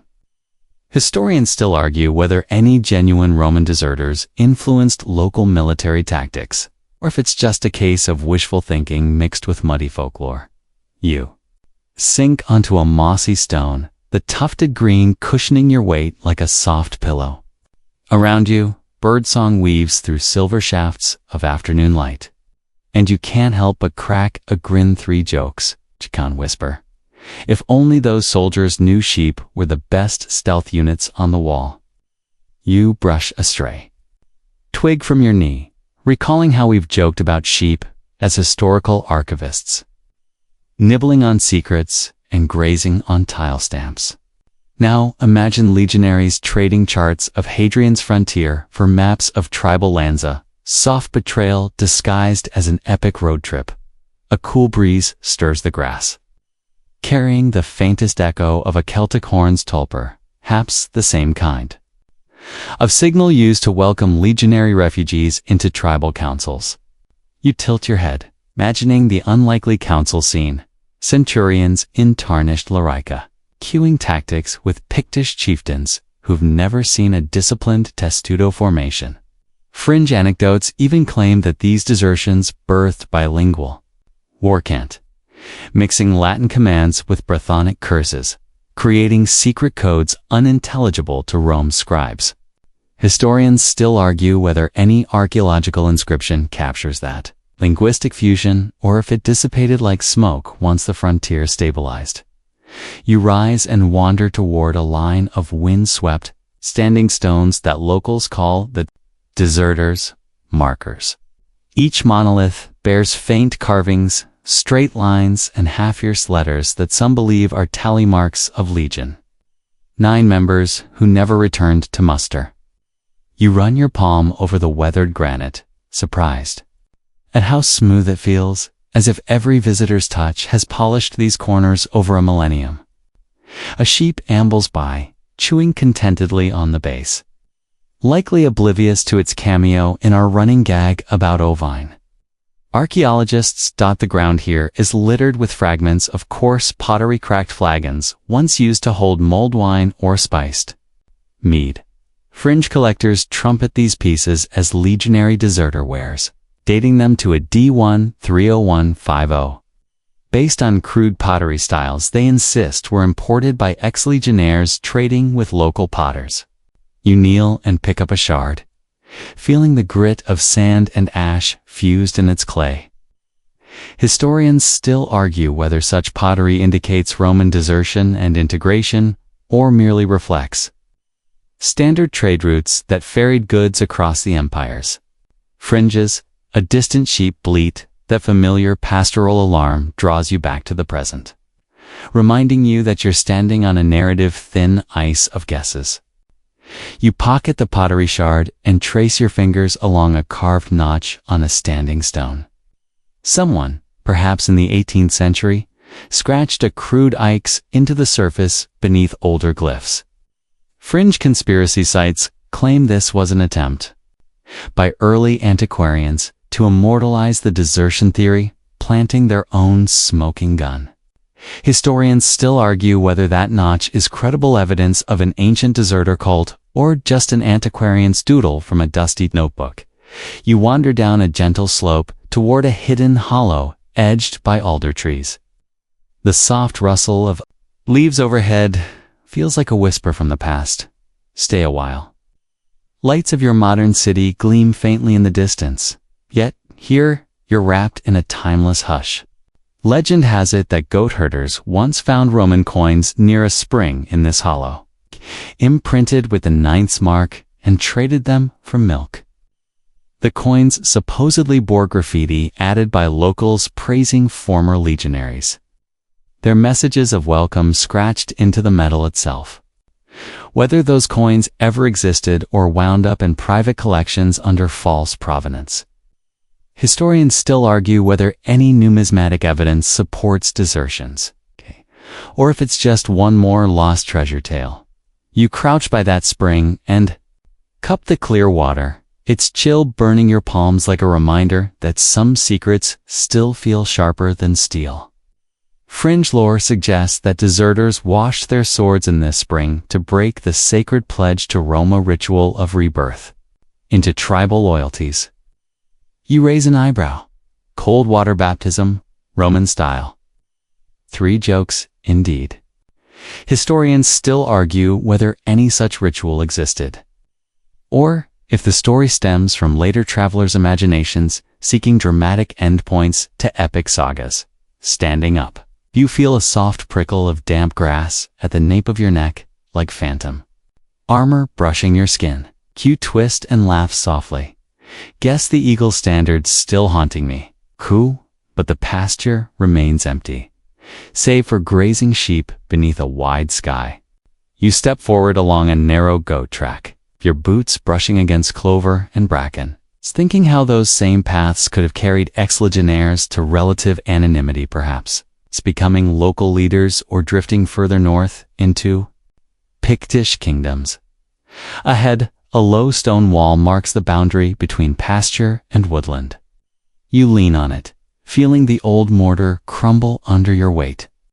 A local storyteller once told you that inside those woods, a hidden village, thrived descendants of ninth deserters who intermarried with tribal families, preserving faint echoes of Latin in their dialect until the 5th century. Fringe linguists claim to have documented a handful of surviving words, but the evidence rests on anecdotal flashcards and fading audio tapes of interviews with elderly farmers. Historians still argue whether any linguistic remnants tie directly to Roman lineage, or if they're simply regional dialect quirks mistaken for ancient vestiges. As twilight deepens, fireflies begin to blink among the grasses, small lanterns, ushering you back toward the path. You pause, casting a glance over your shoulder at the darkening forest edge. The deserter theory, half heroic, half heartbreaking, linger, here like the echo of distant drumbeats. Whether an organized exodus of legionaries formed a secret, Romana tribal polity, or whether these are just fragments of a richer oral tradition, the notion of men trading their imperial oath for freedom encapsulates the ninth's elusiveness. You take one last breath of cool night air, tasting the mingled scents of moss and history's lingering perfume. The path ahead is soft underfoot, and lit by pale starlight, guiding you onward to more elusive phantoms of inscriptions, vanished molehills of earth, and the murmur of texts unsent. Historians still argue whether desertion most plausibly accounts for the ninth's disappearance, or if it's just one thread in a tapestry that time refuses to unravel fully. With that thought, you step away, the silence closing gently behind. You, ready to follow the next whisper in this ancient enigma? You step into a dimly lit museum hall framed by hushed whispers and polished oak cases, where the ninth's legacy is less a historical fact than a flickering folklore flame. There, Victorian-era pamphlets line the shelves, hand-colored lithographs, depicting valiant legionaries marching out of mist like extras from a James Bond intro. In the late Middle Ages, chroniclers such as William of Malmesbury casually linked Britain's ancient defense lines to the ninth's unseen hand, crediting them with heroic last stands around a D-130, even though the legion's actual records vanished decades before Hadrian's reign wound down mainstream historical fact. Historians still argue whether these medieval references preserve genuine oral memory of the legion or reflect monastic imaginations hungry for local legends. As you lean closer, one pamphlet describes a secret society of ninth enthusiasts sworn to uncover lost tile stamps and hoist a makeshift eagle above every questionable ruin, to convene in an Oxford college basement, toasting stale porter from pewter cups stamped to the ninth. Fringe accounts even claim they decorated sheep with tiny red cloaks and leather sandals, reenacting frontier patrols on college quadrangles. You stifle a chuckle, imagining bleeding sheep at dormitory doors demanding tribute in biscuits. Historians still argue whether any such society ever existed, or if it's simply a student prank magnified by postcard publishers. A playful tapestry catches your eye, embroidered by early 20th century suffragettes. It shows a woman draped in purple velvet, brandishing a scroll emblazoned with legix, urging equal rights by evoking the martial patriotism of the lost legion. Fringe critics claim this odd artifact inspired an operatic production that featured chorus lines of Valkyrie style. Legionnaires singing about tax reform. Whether the tapestry's imagery fueled genuine political fervor or was just a creative fundraising gimmick, historians still argue whether invoking the ninth spirit ever swayed public opinion. You wander to a gallery of service badges worn by regional regiments, each claiming descent from one of Rome's bordered legions. The Royal Welsh Fusiliers boast a brass badge featuring an eagle perched on a rocky spur, allegedly nodding to the ninth's final post on the wall. Fringe militaria collectors swear that some regimental green jackets secretly slipped ninths clay fragments into uniform pockets as good luck talismans before overseas deployments. Tossing a muddy tile into pocket counts as tradition? You might argue instant trench esprit de corps. Historians still argue whether these lineage claims hold any official merit, or if they're more marketing than martial heritage. A narrow alcove holds a single weathered manuscript, a 19th century romance novel titled The Last Eagle of Rome, where the heroine dressed in a chic toga negotiates peace treaties with Picts using nothing but her wit and a secretly preserved legion standard. Fringe bibliophiles prize this volume for its alleged lost alternate ending, in which the ninth crosses the Atlantic in winged ships to found a Roman-style utopia in Newfoundland. You grin at the outlandish plot twist, Roman legion. On icebergs? Check. You whisper before reminding yourself that, as delightful as fiction can be, actual archaeology has never unearthed tile stamps in Labrador.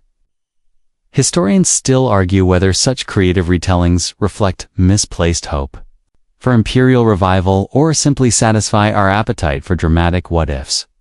Across the hall, a display case commemorates the centenary of Britain's first archaeological dig at Longovisham, modern Lanchester, where early excavators proudly uncovered a few 9th-era tiles among debris. A brass plaque proclaims the legion's rediscovery as a national triumph, though the tiles turned out to be likely spoliolder stones reused in medieval structures. Fringe plaque hunters claim the dedication speech declared, "The ninth returns," and that crowds cheered in muddy fields, sheep bleats, echoing like approval from the lowlands. Historians still argue whether that 1920 speech truly celebrated a 9th century Roman nugget or was retrofitted in later guidebooks to boost tourism.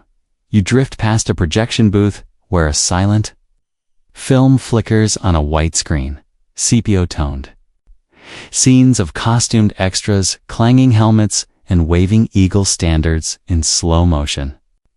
The 1910 production, The Vanished Legion, inserts melodramatic weeping maidens and a last-minute cavalry charge, followed by triumphant orchestral blows from a nearby courthouse band. Fringe cinephiles insist that the composers sneakily used a chant translated from a scratched Latin chant once found in a 9th century gospel, conveniently tracing back to the ninth's own marching song. Historians still argue whether early filmmakers truly sourced authentic tunes or simply cobbled together random Gregorian fragments. Nearby, a modern interactive exhibit invites you to test your loyalty. You tap a touchscreen to choose whether the ninth met its end at Carhay, in Caledonian mutiny, or by desertion, and at each tap, a holographic eagle flutters overhead in a paradox of past and present. Fringe tech gurus rave that once, at a trade show, the eagle glitch looped the Latin command, ad signa, for 20 minutes straight, driving attendees to either applause or distraction. You pressed desertion again for laughs, then shrugged at the eagle's persistent reverberation. Historians still argue whether any interactive reconstructions can meaningfully influence public perception of historical mysteries or merely entertain curiosity seekers at the exit. You pass a souvenir stall selling authentic Lost Legion chocolate coins embossed with a cartoonish eagle. A sign proclaims, "Collect all 4 types of Legion." You pause to sample one, and it melts on your tongue like a compromised denarius before. Dropping the wrapper into a bin half covered in reproductions of tile stamps. A sheep-themed keychain winks at you. A final callback to our ongoing ovine motif. 3 jokes logged neatly. You step back into daylight, the museum doors closing softly. Behind you, the Ninth's image etched in manuscripts, revived in romance. Hawked as memorabilia has become more myth than Legion, a symbol reborn in every patriotic or playful reinvention. Historians still argue whether these resurrections honor genuine memory or merely adorn a historical void with dazzling, if fleeting, embroidery. Yet each embroidered tapestry, each dramatic film, and each chocolate denarius carries a spark. The human impulse to retrieve what time has swept away. As you walk toward the parking lot, the sun dips low, casting long shadows on the pavement. You carry a battered leaflet proclaiming the Ninth's next big discovery behind every stone. A story and a mailed invitation to a reenactment weekend at a nearby fort. Whether it's the sheep, the stamps, or the silence between records that most captivates, one thing remains clear. The Ninth Legion refuses to stay buried. Symbolic resurrection breathes life into every fragment, every myth, and every spirited debate. And so you press onager for the next twist in this legendary enigma, ready to trace the Ninth's ghostly footprints wherever they may lead. You grip a trowel in one hand and a battered notebook in the other, squatting amid a hive of activity at a freshly opened trench outside York, where the earth gapes like a wound waiting to be probed. Archaeologists here have uncovered dozens of stamped tiles bearing the legend Leg IX Hisp, the Ninth signature in mirror mage relief, proof that the Legion once maintained a fortress at Abiracum, second only to Londinium in size and importance during the early 2nd century mainstream. Historical fact: the tiles lie scattered like a Roman breadcrumb trail, each one nudging you deeper into a mystery that's refused to let go for nearly 2 millennia. Around you, brush cutters and sieves cast up dusky soil, revealing fragments of Samian ware, bowls, hilted sword guards, and a curious iron stylus tipped with what looks like a nib, possibly for writing letters home, or just doodling Pictish graffiti between century shifts. Fringe rumor claims that some styluses were inscribed with tiny poems mocking centurions' mustaches, a kind of ancient meme that historians still argue whether to take seriously or dismiss as fellow trench banter. You tap your helmeted head, imagining legionaries scribbling haikus about barley rations and rainy weather. Mud seeps through Caligay, rain drums on tin helmet brim coffee. Where art thou? You lean in to examine a tile with extra care, noting how the stamp's depth varies. Some tiles show crisp letters. Others look pockmarked, as if an uneven press left the EI set formed.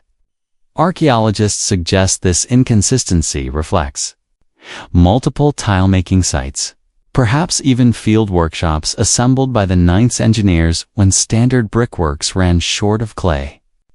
Fringe enthusiasts propose that variations in stamp design might identify distinct centuries of manufacture, hinting that detachments of the Ninth lingered here until the 3rd century, well beyond conventional disappearance dates.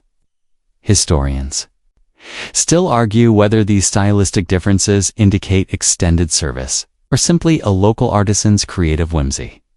You shift your gaze to a half-buried iron spearhead, rusted beyond easy recognition. Locals call it the Laughing Lance, for the way its corroded tip curves like a cartoonish scythe, obligatory 3rd joke of the day. But serious scholars note that such weapons began to fall out of favor after a D120, replaced by lighter pila models, suggesting that this paradoxically heavy design could predate or postdate the Ninth's known frontier tenure.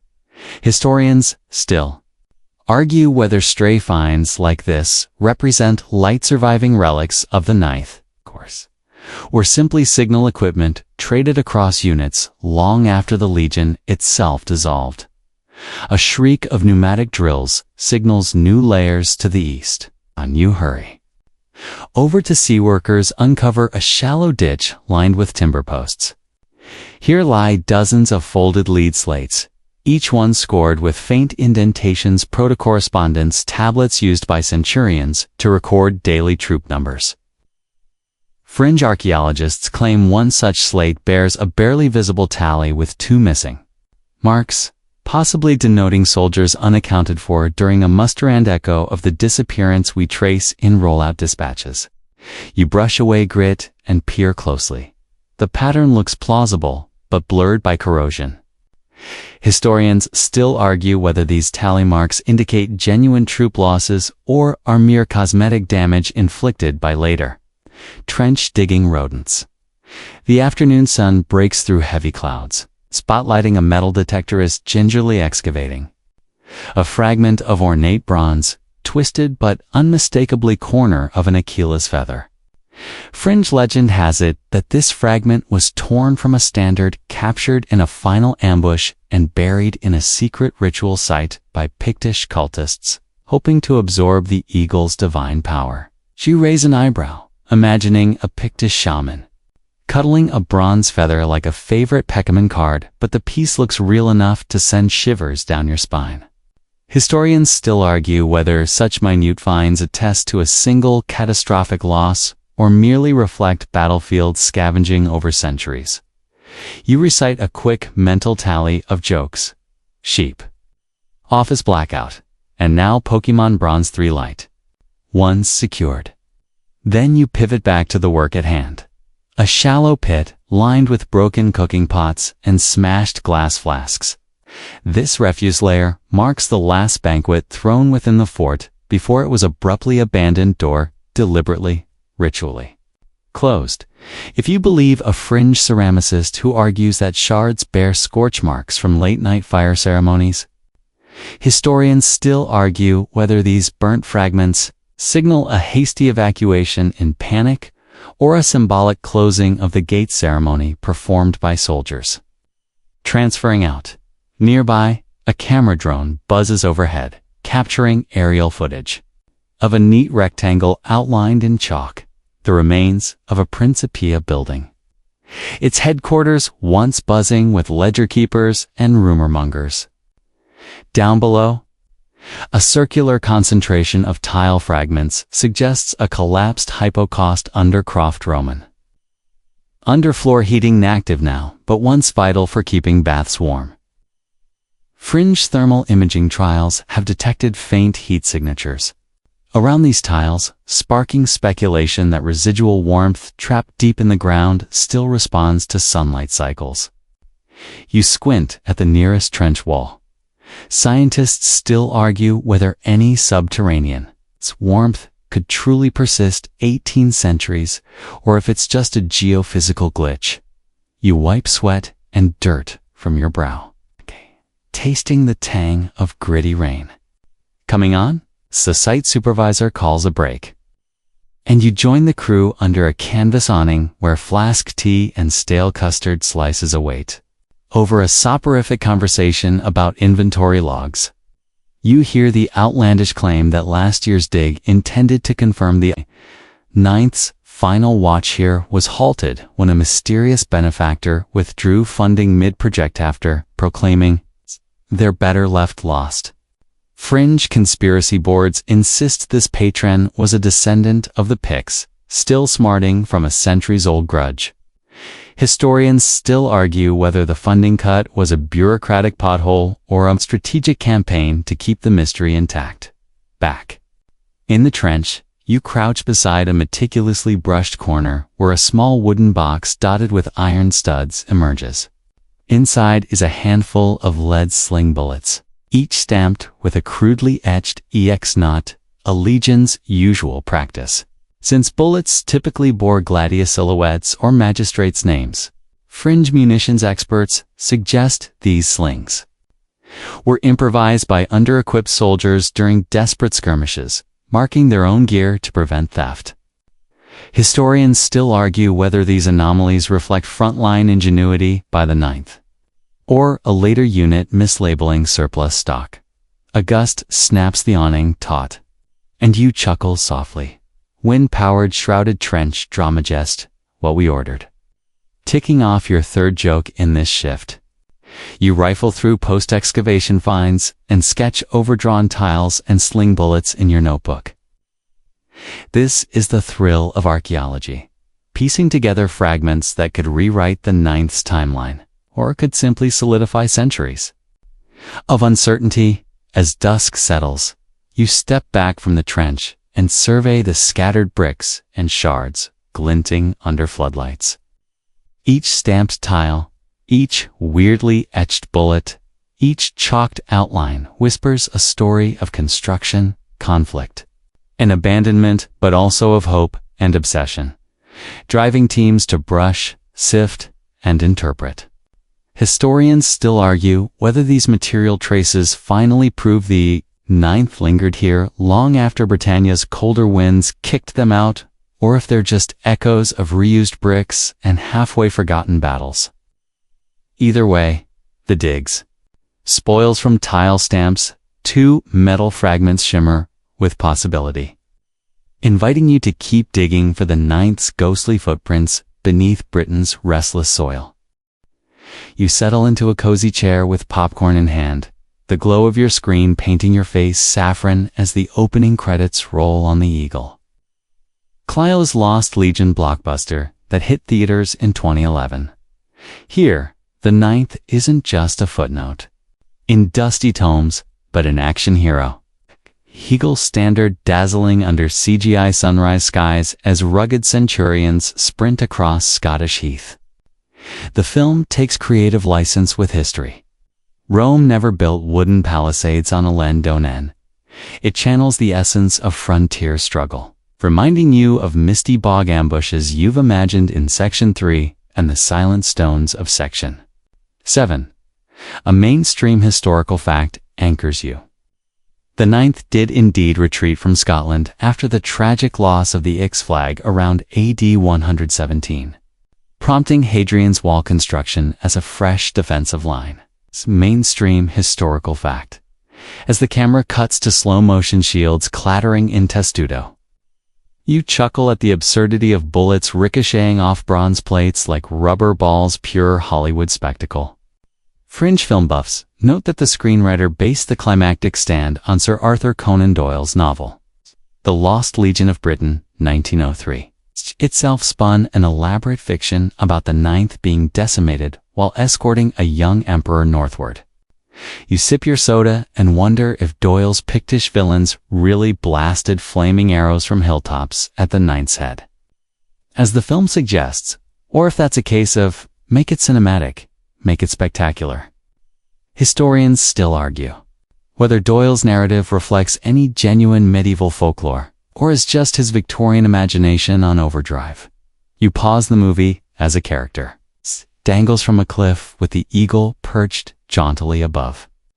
And you can't help but picture that same eagle scratching its way off eroded date stones in Section 5. The hero yanks it free, then lunges into battle with a single-handed gladius flourish that defies both Roman training manuals and gravity. Fringe stunt coordinators claim that scene inspired a viral internet challenge, Eagle Snatch 2020, where parkour enthusiasts attempted rooftop grabs of crowheads, substituting feathers for CGI. Whether any models survive those rooftop stunts unscathed is a matter of debate. Historians still argue whether the film's popularity led to genuine copycat injuries, or if it was exaggerated clickbait hype. The narrative shifts to an unexpected romance. Governor's daughter, Flavia, dressed in impractical silk tunics, lounges in candlelit chambers and debates Stoic philosophy with legionaries. You note that, in reality, female relatives rarely accompany legions into barbarian lands, but the film's embrace of personal drama aligns with modern YouTube series pacing drama, action, and enough banter to keep viewers hooked past their bedtime. Fringe costume historians praise the hand-stitched Celtic motifs on Flavia's gowns, insisting they mirror actual Pictish embroidery discovered in bog finds. Though mainstream scholars still argue whether any imported silks ever reached northern frontier forts or if those motifs emerged locally centuries later. The soundtrack swells with a chorus chanting in Latin that sounds suspiciously like someone who Googled Latinizer one time.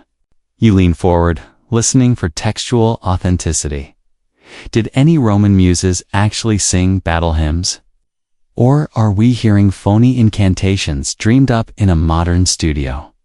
Fringe audiophiles swear the choral arrangement borrows heavily from a 9th century Gregorian chant, repurposed to evoke ancient Rome. Historians still argue whether quoting medieval plainsong for a 2nd century setting does more harm to historical imagination than good. But you'd tap your foot anyway, marveling at how sound can bridge your blur-eras, as the plot barrels toward its finale. Legionaries, Picts, and traitorous Praetorians collide in a mud-splattered valley. You wince at the gratuitous slow-mo swirl of a gladius entering a shield boss. It's as if the film's goal is to outdo every YouTube prank fails compilation in gory slow motion. And yet, amid the flourishes, the movie does nod to a quirky fringe motif. A minor character muses about seeing ghostly legions marching at dawn near the wall. Echoing those goose-liver dream divinations from Section 8, you grin at the callback, appreciating how pop culture riffs off older legends. Even if it never follows through with the subtlety of a scholarly footnote, the credits roll. And you consider the film's impact. It reignited tourist traffic to Vindolanda and Bertoswald, boosted sales of Lost Legion merch t-shirts, mugs, even novelty sheep whistles, and sparked a dozen blog debates, some as heated as a Pictish ambush. Historians still argue whether the Eagle's dramatization improved public interest in Roman Britain or risked embedding misconceptions as facts. But whichever side you land on, it's clear the 9th cinematic rebirth transformed curious viewers into amateur sleuths. Next comes a stop-motion miniseries. The 9th returns, crafted by an indie team on a shoestring budget. You lean in, spotting charming imperfections, glider models of Glady, sheep figurines ambushing terracotta legionnaires, and cardboard reproductions of tile stamps from Section 5 scattered on the set. Fringe stop-motion fans identify one legionary whose helmet wobbles at every frame, calling him Wobbles the Brave. You laugh, grateful for the campy homage, and wonder if the creators consulted any real archaeologists or just binge-watched History Channel specials. Historians still argue whether volunteer-led productions like this merit serious discussion or should be relegated to fan fiction archives. But either way, it's yet another testament to the 9th's enduring allure. Your screen flickers with a documentary cut, Secrets of the Lost Legion, featuring solemn experts in tweed jackets poring over tile shards from York and Cologne. A narrator intones that the 9th might have marched as far as Persia or morphed into medieval mercenary speculative leaps that mirror fringe theories we've traced from Section 4's Carhay rumors to Section 11's desertion tales. Some segments cite unpublished scan data that allegedly reveals hidden inscriptions beneath Hadrian's Wall using ground-penetrating radar. Cue crane your neck, hoping to see falling tiles or spectral dust motes swirling in the beam. But the narrator cuts to an aerial drone shot of sheep grazing on a mons testamentum, sheep again munching quietly on history's remnants. Historians still argue whether GPR evidence offers genuine breakthroughs or merely adds noise to an already murky mystery. Finally, the credits for the documentary list a small team of historical consultants, some with enviable credentials, others whose LinkedIn toots include self-published author of the Celtic Aquila, which you recall from a fringe bookstall in section 12. You sigh, realizing the line between credible expertise and enthusiastic speculation is as fragile as a thin clay tile. Still, the sheer volume of cinematic, literary, and digital homages presses the ninth story into collective memory proof that a legion's legacy isn't confined to dusty archives, but thrives wherever imagination meets inquiry. You lean back and set your cup down, popcorn kernels clattering like tiny artillery rounds across the coffee table. Whether on the silver screen, in dusty pamphlets, or animated sheep reenactments, the ninth's presence flickers in every medium, rewriting itself while sticking to core enigmas: lost eagle, vanished registers, missing inscriptions. Historians still argue whether pop culture's splash overshadows a real archaeological record or serves as a gateway for deeper exploration. But you don't care. Just enjoyed 2 hours of action, romance, and sheep whistling in a mythic frontier proof that sometimes legend trumps the cold stone of history. You stand at the threshold of a restored gateway in a modern open-air museum, the scent of fresh timber mingling with mossy stone as gray clouds drift overhead. Here, the landscape of Roman Britain stretches before you: grassy ramparts, heather-clad embankments, and the faint hum of tour buses that replaced distant cavalry horns. The disappearance of the Ninth Legion has become emblematic, a missing piece that transforms these ruins from static relics into living puzzles, drawing visitors and scholars alike to ponder frontier challenges long after Rome's banners faded. From British Sky's mainstream historical fact, you trace your finger over a replica tile-stamped leg, IX Hisp. The museum kindly preserved a sheep-brushed original underglass. Remember those sheep from earlier sections? Their nibbling antics now double as pastoral guides, reshaping how we interact with history. Graze, learn, repeat. Fringe heritage bloggers insist that if you press your palm just so you'll feel a faint echo of Roman discipline reverberate through the tile, but if you do, you're probably just boosting your step count on a pedometer. Historians still argue whether public engagement around the Ninth's mystery actually deepens understanding of Roman military logistics or merely commercializes curiosity. A docent in a linen tunic gestures to a holographic display showing shifting imperial frontiers over centuries. Hadrian's Wall rising in AD 122, withdrawn in places by AD 142. Reorganized after the Antonine Wall experiment. The void left by the Ninth's vanishing pulses across every frontier retraction and redeployment. You can almost hear the station commander in York exhale on a windy day. Great, another legionary shortage. Fringe tour guides whisper that modern border patrol strategies borrow secret tactics from Roman senatorial debates on the Ninth's fate, an amusing echo if you ignore that most policymakers didn't graduate from classics. Historians still argue whether analogies between ancient legions and modern armies truly hold, or if drawing parallels is 5 new words raise is 4. If we don't let you know, I'm thinking of you and can't wait to see you. I see. Computer. Historians still are gaze. Stee with me. Historians. Steal, where, base, steal, stealing. We see, steal, we see, you will see me see, we see, you will see, we see, me see, we see, my, me, you see, we see, you see me, you so I see we, you see, you so we see you me. Just a catchy soundbite. Your gaze drifts to a display of knitted legionary cloaks donated by local knitting circles, each embroidered with a tiny eagle silhouette. These community art projects celebrate the Ninth's spirit, weaving together past and present, quite literally knitting together layers of memory. Fringe craft forums claim that stitching a tile stamp pattern into wool grants the wearer Ninth's stealth, useful for sneaking past morning commutes.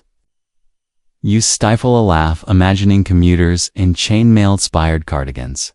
Historians still argue whether such folk art revivals honor archaeological nuance or risk trivializing serious historical inquiry. Nearby, touchscreen invites you to debate the ninth's final chapter. You tap ambush in the north, then desertion theory, and finally redeployment to the Rhine. Watching as virtual sheep wander across each scenario, munching on timeline bars. Each choice morphs the frontier narrative. Border defenses tighten, supplies reroute, alliances shift. Fringe interactive developers suggest the sheep are ancestral guardians of lost records, a callback to every sheep cameo across this journey. Historians still argue whether digital reconstructions can faithfully represent frontier complexities or if they oversimplify centuries of socio-political nuance.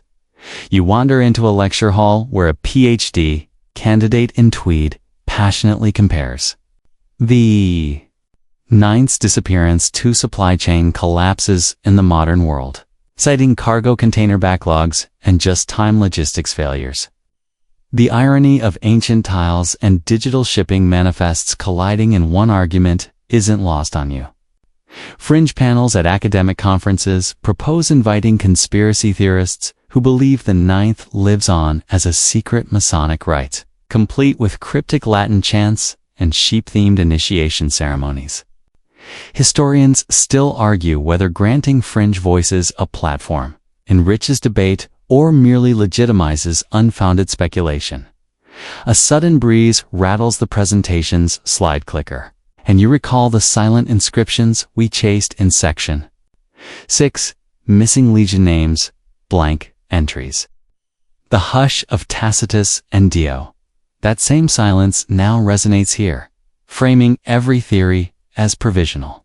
In modern Britain, where layers of history lie beneath gardens and highways, the ninth's absence does more than provoke curiosity, symbolizes the fragility of recorded memory, reminding us how easily institutions can vanish without a last dispatch, a stamped tile, or a captured eagle. You step out into the museum courtyard where sheep doze beneath informational panels, their gentle bleats underscoring the surreal blend of nature and narrative. You lean against a replica guard tower and let out a soft sigh. The ninth's legend endures not because we solved the mystery, but because its disappearance invites endless exploration. Each visitor's questions, each fringe rumor, each scholarly dispute adds another stitch to the ever-evolving tapestry of Britain's northern frontier. As twilight rain begins to patter on the tower roof, you take one last look at the sheep, the tiles, the holograms, and the silent stones beyond. The ninth may have marched out of sight nearly 19 centuries ago, but it still shapes how we view empire, defense, and the very act of remembering. And as you turn away, you carry that echo forward. A phantom legionary whisper, urging you to keep asking, keep examining, and keep weaving history's loose ends into tomorrow's story. Asterisk, the wind settles, and with it, your heartbeat slows. The sheep graze softly beneath the slate-gray sky, their gentle chewing a lullaby for the restless mind. The mist drapes low over grassy embankments, softening the sharp outlines of stone and timber into misty silhouettes that seem to breathe along with you. You inhale deep, tasting the cool air as if it were the final draft in a Legionnaire's waterskin, each breath a promise of calm. Let the unanswered questions drift away like autumn leaves, each one carried by fog across lonely ramparts and silent forts. There is solace in uncertainty, a quiet companionship in puzzles that refuse tidy conclusions. Imagine the ninth legionaries at rest, their standards lowered, sentries dozing in weak lantern light, world weariness melting into silence. If their story fades, it does so softly, leaving behind the echo of footsteps, the murmur of Latin half spoken in dreams, and the vaguest shimmer of a golden eagle's wings. Close your eyes and feel the damp earth beneath you, steady and enduring, even as records crumble and stones shift. Picture the sheep beneath the wall, guardians of tiles and tales, pressing their woolly comfort against the cold ground. Their patient grazing reminds you that history, like pasture, renews itself with each season-old stanzas fading, new verses sprouting in green. Rest. Now, let the frontier's hush settle into your bones. The night's enigma stands watch over silent moors and museum halls alike, urging you to dream of ancient standards carried through mist and memory. Sleep awaits you beyond the next hedge, beyond the next breath, beyond the final tile, left unturned. Embrace the quiet and drift into sleep under the wall's forgiving shadow. Sweet dreams. End of script. Sweet dreams.